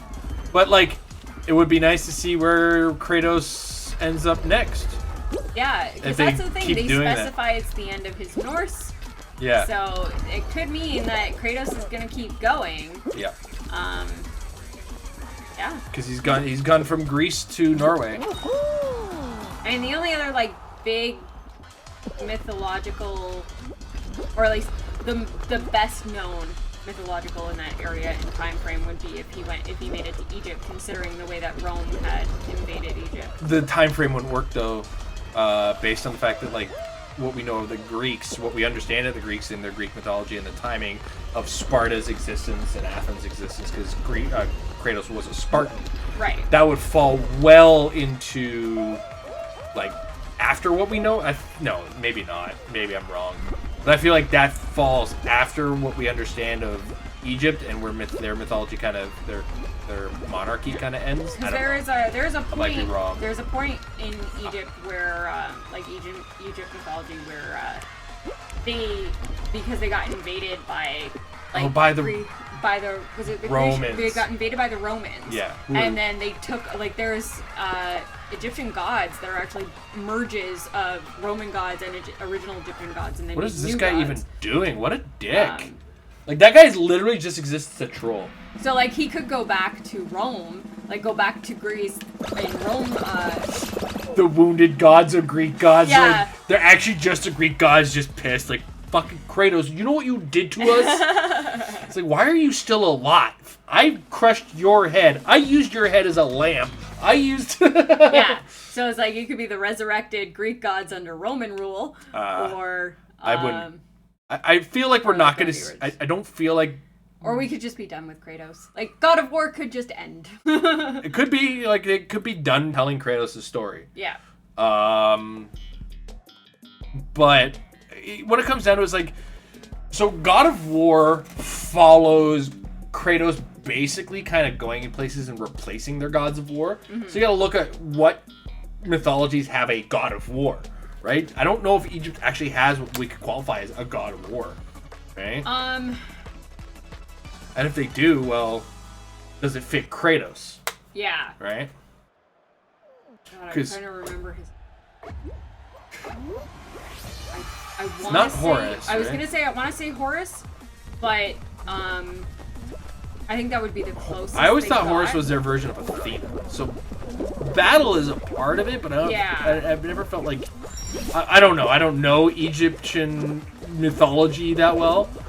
Like, I kind of maybe knew more Norse slightly because I read comic books and I looked up Norse mythology. I looked up the differences when I was a kid. It was actually something my dad insisted upon. But we would take like a weekly trip to the library when I was young, and I would always go to the mythology section because my dad was like, "Look, if you're gonna read comics, you got to understand the mythology that these things are based on." It's actually why I read Dr. Jekyll and Mr. Hyde, because that's what the Hulk is based on. So, yeah. Anyway, yeah. So I don't know. As well. Oh shit. Because you have Tyr as a god of war in Norse mythology, so they actually have an active god of war. But like, they're probably gonna name Kratos Tyr, like your name means Tyr, and or translated to Norse. Oh fuck! Oh fuck! Oh fuck! I didn't realize how far off I was. So apparently, the Egyptian god of war is Montu. Interesting. I've never even heard of it. But like, all I've ever. The only reason you got introduced to any of the gods of Egypt was because when you're learning Egyptian history in school, at least when I was in school, you were taught like the gods, they're worshipped through mummification. So you learned about Anubis and Osiris and Horus, and that was about it. Like that's all we really learned about per se in like classes I was in. At least that's all that I retained. I do have some pretty bad retention here and there in my classic history classes and shit like that. So and like even the extra ones that I've picked up, like Sobek, and Thoth, and Iris, and was it? Yeah, there was also an Isis, wasn't there? An Egyptian god named Isis. I think, yeah. Which is hard. Sorry, Iris is the hard to mention because thanks Greece terrorists. one. Yeah, Iris is the Greek one. Isis is the Egyptian one. Yeah. But yeah, so then the next one on the night list is Gotham Knights, which we had touched on as the... I'm game for... Is it Rocksteady making that one? No, it is the WB Montreal that made Arkham Origins. I have to go back and play Arkham Origins, but I feel like that one is... it gets a bad rap, and fuck everybody because I like Deathstroke. Gran Turismo 7. Do not care about racing games. This one is... Hogwarts Legacy. You're probably interested because Hogwarts... I do want... Okay, so it's Hogwarts Legacy, and I'm hitting that point where, like, the whole Harry Potter thing that, like, overtook millennials is kind of waning for me. I'm not as, like, oh my god, I'm a Hufflepuff, as I was, like, say, 10 years ago. Right. But it's also, it is everything that we wanted, or it's promised to be everything that we wanted in a Hogwarts, or like a Harry Potter Wizarding World game since they started making Harry Potter games. So, like, I want to try it, but then there's also, like, that social conscious part of it. Like, we don't want to give her more money. And, like, that's basically how everything is. And, like, when the game was announced, and it was just poor timing when it comes down to it, with, like, the game itself didn't even really get any backlash. It was more like people calling to boycott it before the game's even out. Mm-hmm. And, so a lot of people were suggesting getting it on a more ethical way, like buying it used, or getting it in a humble bundle, or getting it in a way that doesn't give WB the money that they can then give to her. And it is a game I will play. I am looking forward to it. I know Alex is looking forward to playing it, so... Yeah. Regardless, it'll eventually make its way to me, and I will eventually play it. I will not stream it. I will not take that chance of having someone jump in and be like, how dare you play this game? Whether or not people will be like that, I just, I don't want to anger the internet. I don't want to risk angering the internet gods.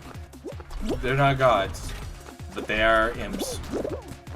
They're angry little imps. The internet minions. Alright, Horizon Forbidden West. Pre-ordered. I like the first one. I have my issues with some of the gameplay personally. You might end up having the same ones. Where it's like certain attacks just didn't feel strong enough for me, but other than that, it was an enjoyable game. It was a really good game. It's a game that had Breath of the Wild feel, but as a result of me having played Breath of the Wild, it kind of sat there and it's like, this is not Breath of the Wild, but I gotta like turn around and accept that it's not Breath of the Wild, so it's allowed to not be Breath of the Wild.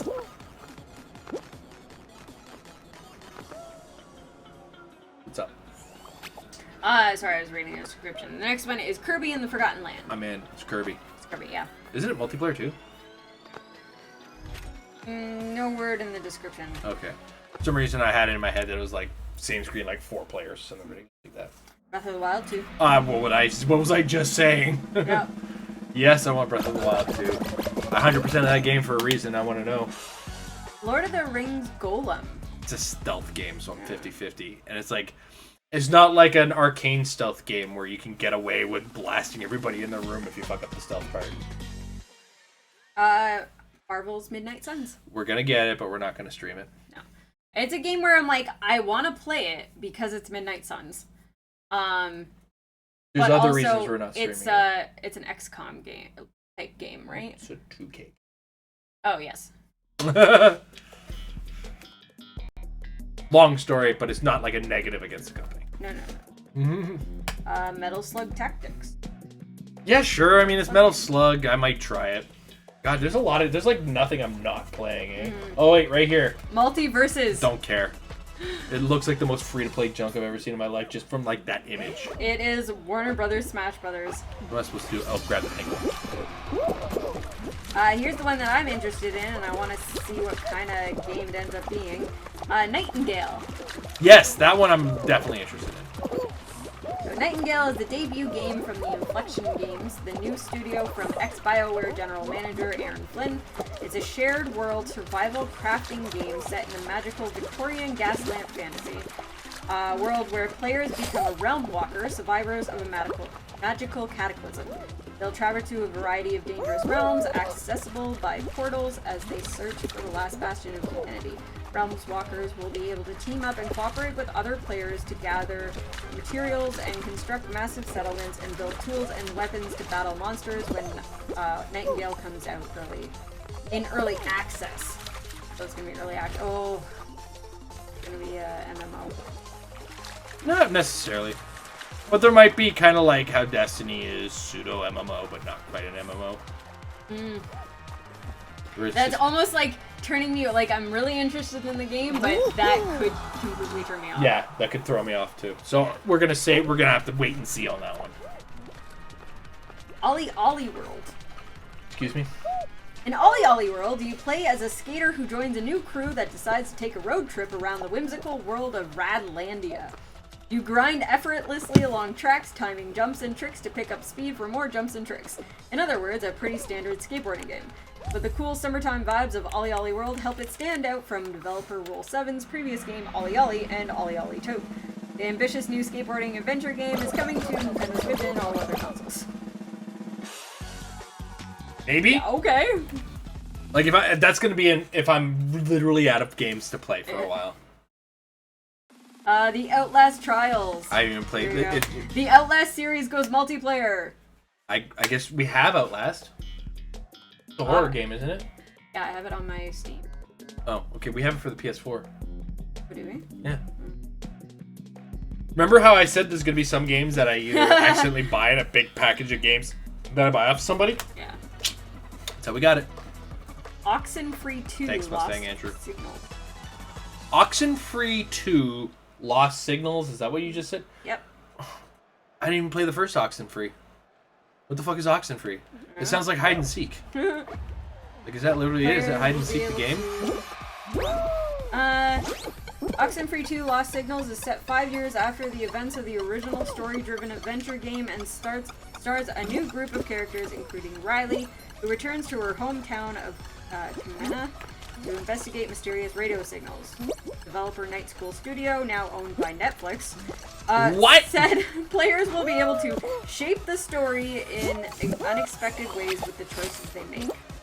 Phrases you never thought you'd hear in fucking your lifetime. A Netflix-owned studio. Okay. Then hard maybe. Yeah, If it gets more attention, but like it's gonna not get enough attention because if it's anything like Netflix is with most everything, it's not gonna get advertised enough. Pokemon Legends Arceus. We kind of missed out on some Pokemon stuff already Arceus. with the remakes that recently came out that looked pretty fun. Yeah, I mean we'll pick those up eventually. It's Pokemon and it's Pokemon Diamond and Pearl. Like. Okay. That being said, it looked open world, and it turns out it's not open world. It's more like Monster Hunter, so it's gonna be super grindy. So I feel like I'm gonna play it, but not like it. Fair enough. Redfall. Yes, that's like a vampire action game made by Arcane. Yeah. So yes, like I'm not in love with Arcane, but they do some good work, so I'll play it. Rune Factory 5. No, why? I know 2 people who play these games. Sifu. I've seen gameplay. I need to see more gameplay. Okay. I'd say I'm 75% towards getting it. Slime Rancher 2. I've looked at Slime Rancher. It's another one of those Minecraft-y time sinks.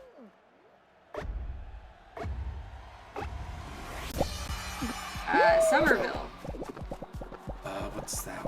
The debut game from Jump Ship, a studio co-founded by animator Chris Olsen and ex-Play Dead CEO Dino Patty. The sci-fi adventure set in the intimate repercussions of large-scale conflict. Players will set off on that adventure to make their family whole again in the wake of an unspecified catastrophe. In an interview, writer-director Olsen said Somerville is not quite a puzzle game, not quite a platformer, but players will uncover its mysteries when it comes out sometime this year. So, the games that he played, the games he made before were Inside and Limbo. Yeah, Play Dead Studios. That triggered that memory. Yeah. Not bad work. Not a bad body of work, but it seems like it's gonna be a similar type game. Fall Guys made a long time. I haven't heard of it. Well, hello, welcome to the chat. Yeah, I'm one of the latest to the party on Fall Guys, but it's a good like brain turn off the brain sort of game that we can play while we talk about like 2022 and 2021 and stuff. We recapped all the games that we played last year, and now we're currently going through a list of most anticipated games for next year. Yeah. Sonic Frontiers. Sonic fans, are you okay? Like, do we need to call somebody for you guys? Like, I'm a little worried about all of you. You guys keep enabling these guys. This is getting a little abusive. Splatoon 3. Sure, Splatoon 2 was kind of fun, and we have a multiplayer account now, so I might try it. Stalker 2. Didn't that company go out of business? Yeah. Either way, I didn't play Stalker 1. Stalker sounded fun, so maybe. Hard maybe. Hard. I'm gonna say I'm 40% away from like not getting it, but Starfield. The Elder Scrolls and Fallout developer Bethesda Game Studios is headed to deep space for Starfield. I'm gonna Studio's wait. Next grand role-playing game. They get a wait and see from that one. Yeah. Because Fallout 76 and like, come on guys, like Bethesda's best stuff has been the stuff that they don't touch and they just pay for. The quote from the game director on it is that you get to do fun stuff. I have to do some fun stuff from Skyrim too. None of it was intended. I got to watch a tiger turn into a tornado. Like, that was not intended by your game, admit it. So. Stranger of Paradise Final Fantasy Origin. Final Fantasy Origin? Prequel of sorts to the original Final Fantasy from 1987. Dude, I didn't even play. Sure. I'm not gonna play it. I've only ever played 2 Final Fantasy games, and they're the ones that are looked down upon by all other Final Fantasy players. Yeah, so. you played. Your favorite one is Mystic Quest. You and 3 other people in the world should make a subreddit. Actually, there probably is a Final Fantasy Mystic Quest subreddit with like 150. Actually, I think my favorite thing was when I looked into the development for Mystic Quest, and the entire premise. You haven't missed anything, Akana. The entire premise of making Mystic Quest was that Americans think Japanese games are too hard, so let's make it stupid easy for Americans, and that was Mystic Quest. Meanwhile, we all loved Final Fantasy II, which was 4 in Japan. To best represent the Final Fantasy game, think of an action game, but instead of taking part in the action, you kind of choose the actions that they're going to make. Now, there was a time where I really liked that whole formula, and then they put too much of it into put me too much into it. Plus, I also became an adult and got a job and ran out of the time to play a 40-hour experience. So I'm no longer really kind of Final Fantasy's audience. Wasn't the joke of what was it? 12 or the one with lightning?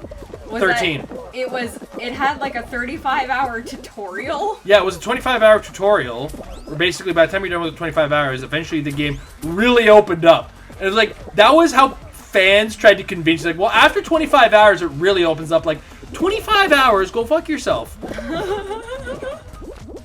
And you know who told me that? My boss when I was a chef. Like, dude, you keep me in this kitchen with like not even 25 hours left in the week for me to play a fucking video game.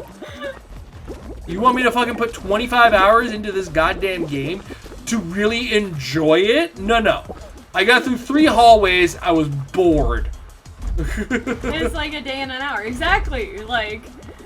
And that's just to get the game started. Yeah. By then, you know how to play the game. You didn't know how to play the game for those first 24. I think Fred is a big fan of 13. Oh my I know god. You really enjoyed 15. Yeah. But, I'm broken. Alright, there we go. I'm not going to make it out of this. But yeah, I'm no longer the audience for Final Fantasy. I got really close with Octopath Traveler. Octopath Traveler was a really good JRPG, and in the style of game that I fell in love with back in the day. But at the same time, by the time I was done with it, it's like I can maybe do one of these a year at best. So, sorry. Next on the list is Stray. Yes, the game where you play as a fucking cat. Oh my god, amazing. And you play as a cat in like a world taken over by robots. I'm here for it. It looks like a unique will be idea. Stealthy, nimble, silly, and sometimes as annoying as possible. You're playing as a fucking cat. That's amazing. This one I do want to play. Suicide Squad Kill the Justice League. Yes. I'm gonna quickly hit an ad. You want to grab me another drink? I'm gonna talk about the game a little bit during that 60 seconds in which we do this.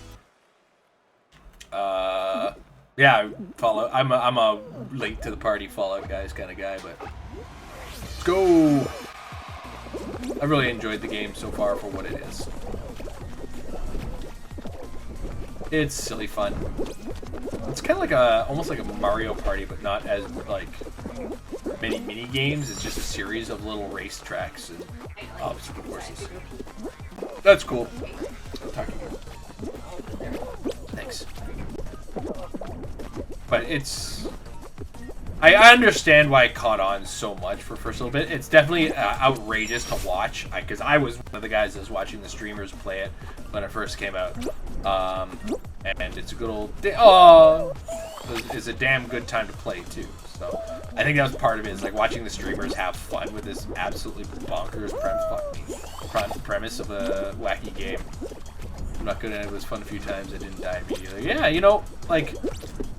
I do enjoy even sucking at the game, too. I don't feel bad. I've never, like, raged at it. I've had my moments where it's like, oh, fuck. But I've never really been like, oh, God, fuck this game. This is, you know, the multiplayer. This is the worst, blah, blah, blah, blah, blah, blah, blah. You know? Heck, even with... I find, like, I'm a little bit more patient in the world multiplayer nowadays.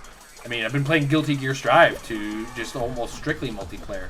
So, oh fuck, he bumped me off. It's just really kind of, I'm no longer the rage case I used to be, I guess. I mean, maybe it's just because I accept how fucking bad I am at some games, but accept your badness.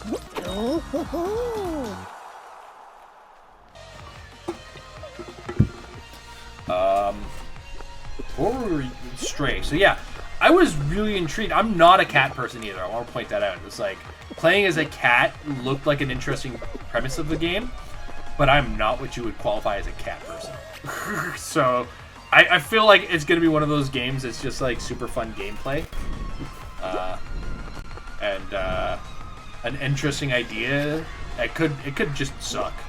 But I feel like the idea that they have going there, I more or less want to find out the premise of the world, right? Like, I want to see, this cat lives in a world full of robots. Is there like a robot apocalypse sort of situation, like the Matrix or Terminator? And then, you know, is this cat how's this cat surviving in this? And I guess part of it's going to be, hey, find food because you're a cat, and nothing that's alive or that like exists in this world needs food. So I want to see where the premise on it goes. And, you know, aesthetically, it's pretty cool, like cyberpunky. Oh god, that poor leg. Cyberpunky-esque world that it exists in too, with the neon lights, etc. Yeah, I'm here for it.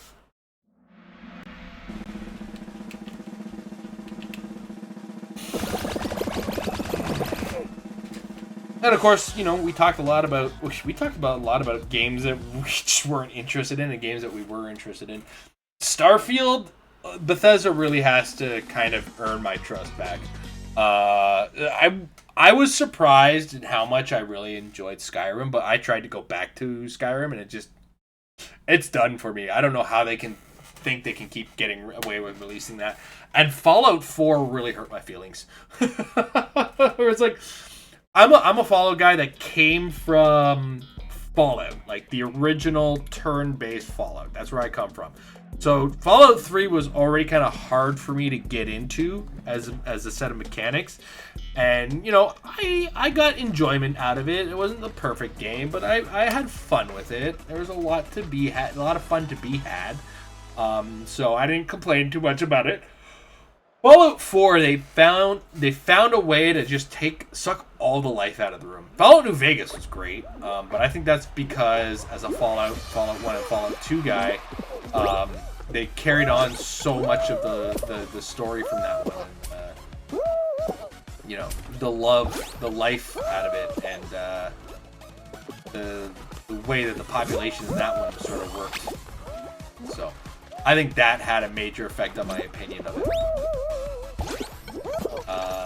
But you know, it's post-apocalyptic role-playing, and the original 2, like, when you talk about a game where your choices matter, I feel like Fallout like 1 and 2, which are games that came out in like the mid-90s, really nailed that RPG feel of doing that. But you know, those are not made by, those are pre-Bethesda. 4 was like, I feel like 4 got better acclaim than the game actually was. Like, it was not a great Fallout entry for me. I feel like they took away a lot of what made Fallout's classic customization and choice making really like interesting. Like, they found a way to just kind of get rid of it all, and I don't know why they made a lot of the choices that they did. Part of it is like, oh, we need to make the game more accessible. Like, guys, you have a fairly accessible game. Don't kid yourself. You don't need to go through. Oh my god, I'm gonna lose based on that.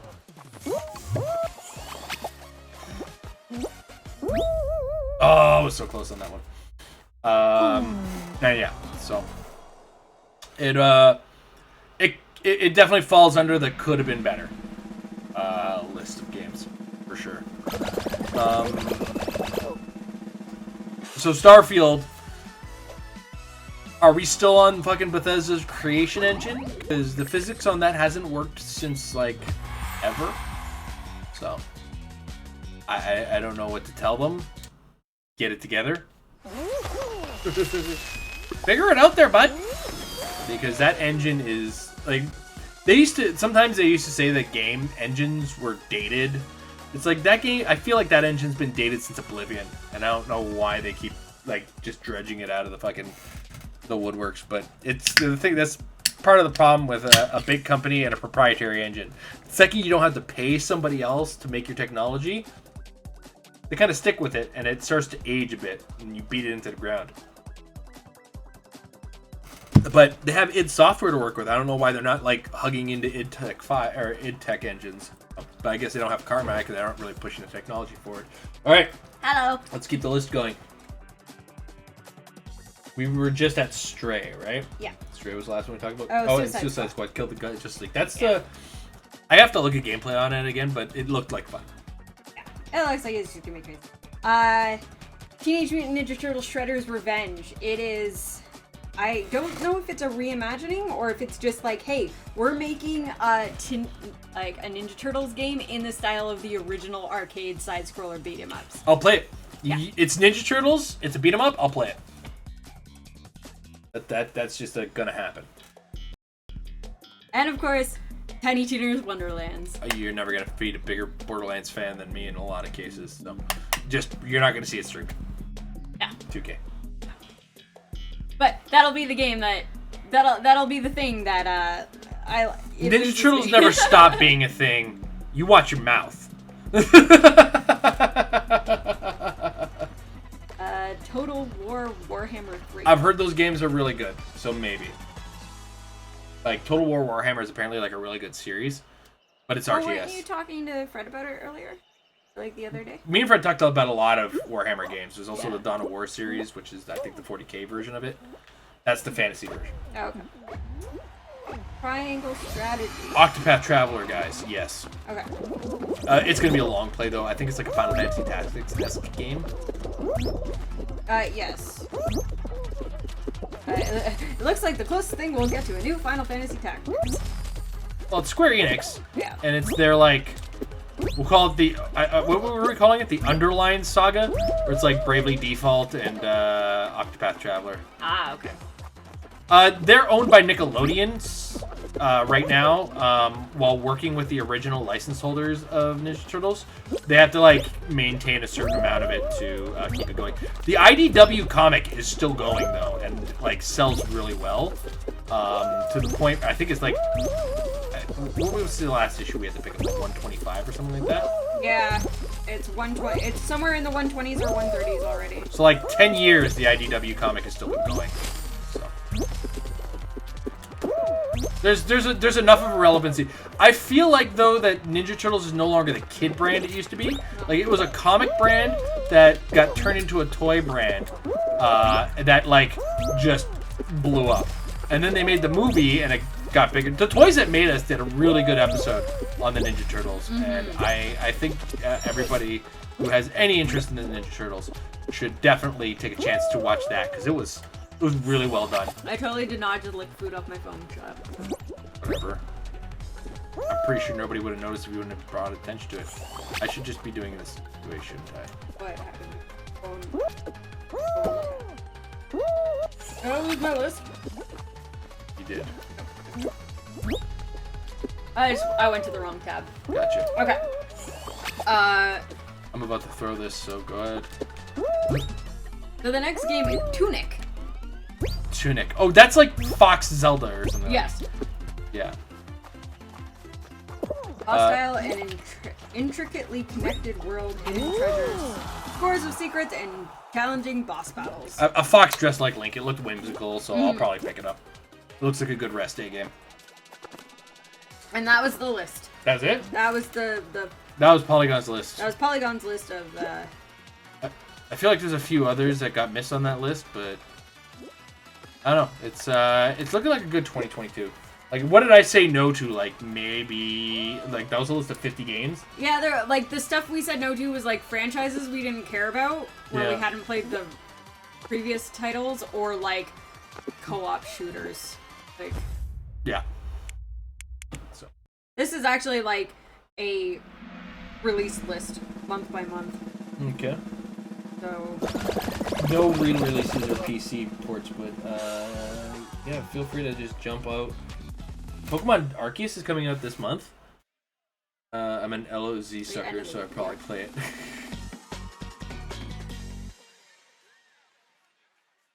what the heck is Baby Storm?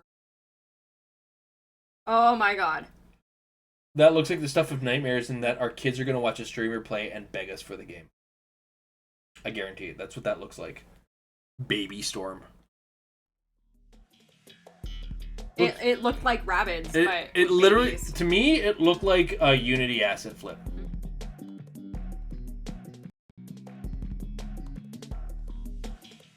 A lot of this is stuff that, like... Don't ask. It all we saw was like a picture of it. No mention of it. It's going to be one of those games that popular streamers play for the lulls and the memes, and just doesn't appeal as like a mainstream sort of situation. Yeah. Basically, I feel like those streamers or those YouTubers that really appeal to kids are gonna be all over it, though. Like, look, guys, babies, and look at how stupid they look. It's like, yeah, the kind of YouTuber that, you know, prides themselves on the merch, basically. It's like, look at my plushie merch. Not that, you know, I kind of lost respect for Alpha Rad because he has that. I like Alpha Rad, but man, you did plushie merch, and I have to ask questions. Because that's like half of what my kids asked for Christmas this year. And I was like, most of this stuff is unlimited drop runs. I can't be fucking trusted to get this stuff. Like babies falling from the sky or something. Yeah, that was my first thought. Well, this looks like it could possibly be up my alley. It's a game called Martha is Dead. My only issue with it is first person.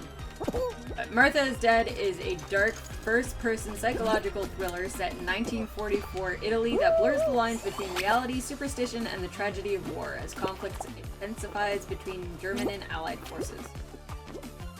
Interesting. You like Velvet Assassin, though, right? I did. Yeah. So. But is it an action game, or is it like... It is a first-person psychological thriller.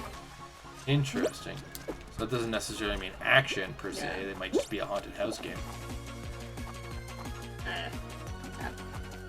Okay.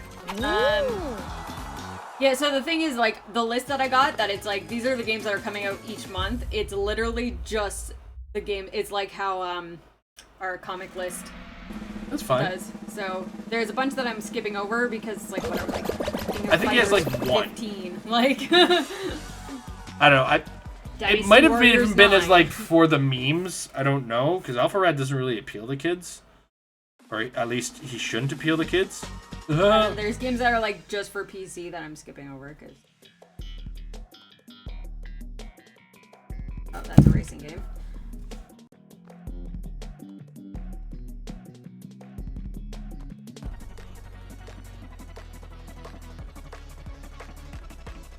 Oh my god, I remember hearing about this. Chocobo. That's like Final Fantasy Mario Kart, right? Chocobo GP?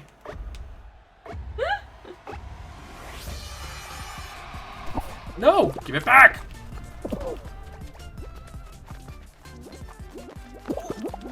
It's a PC game, but apparently there's a Starship Troopers game coming out. RTS, action game? I'm gonna assume it's an RTS. I mean, it could be a Left 4 Dead style game. A genre strategy. Yeah, Final Fantasy Mario Kart, that's gonna be Chocobo GP. Oh, wait.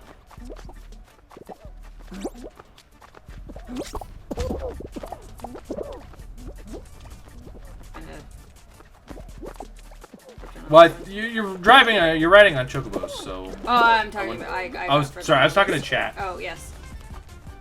So it's gonna be like Sephiroth riding a Chocobo. Which is probably a little bit more majestic looking when you think about it. Well, this one looks like it could be interesting. Weird West. But there's no like actual description of it. Is that like Wild West horror? Yeah, I think so. Survive and unveil the mysteries of the Weird West through the intertwined destinies of its unusual heroes in an immersive sim from the co-creators of Dishonored and Prey. Really? So, Arcane? Wolfeye Studios. Wolfeye. This is co-creators. Oh, it's published by Devolver, though. It's going to be wicked. Yeah. It's going to be wicked hot. It could be interesting. Devolver does have a pretty good eye for weird, obscure shit. We're now into April. Because I'm kind of just like skimming through. Once you get to April, it's all guesswork. Yeah. Oh, yeah, there's a new Vampire Masquerade one coming out, which could be interesting for me. They've done some pretty good Vampire Masquerade games. Saints Row, what is that? August? Yeah. Honestly, for me, they better not take it too fucking seriously. Yeah, Kratos Canadian is my username. What's that? Is that like no? A That's remaster? Oh, that's the new one. Reboot. It's a reboot.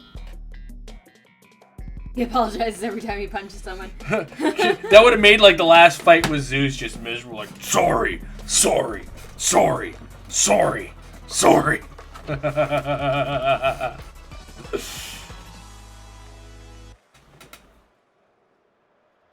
These are ones that don't have like a release date, but are supposed to come out.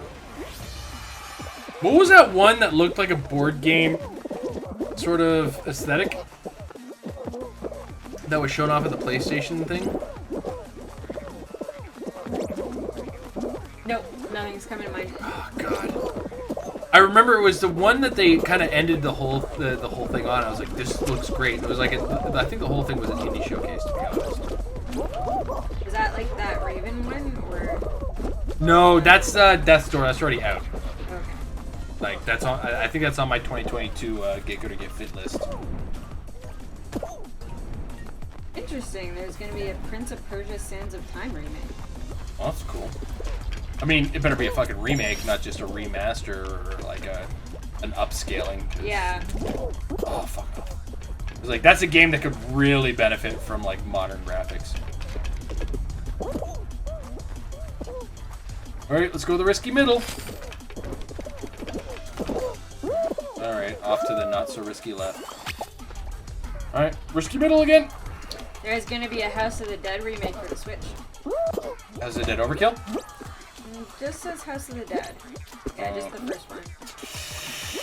I don't know, man. House of the Dead overkill kind of set a new pace for the game. And if it didn't sell well, shame on them. Yeah, nothing else is really kind of standing out. Alright, cool. Because a lot of this is just like, I'm getting names. Like here, wizard with a gun. Alright, well. I think today it went pretty well. We went over everything. Kind of what we're looking forward to for 2022. What we went through in 2021. Overall, At least gaming-wise. At least gaming-wise, yeah. I don't want to talk about the rest of the fucking... No. I'm still walking funny from the whole thing. And we have an early morning tomorrow, so we gotta kind of get some sleep. So thanks guys for watching. Hope 2022 is a bigger year. Hope to see more of you out there. And we have some big ideas for some big sub goals if we kind of get close to them. Might even convince Amber to play some Bloodborne. We'll see. In the meantime, Happy New Year. And look forward to tomorrow where I get back to work to get good or get fit. Dark Souls 2. We're on the second part of DLC, so it's going to be a lot of fun. All right. Have a good night, everybody. Bye.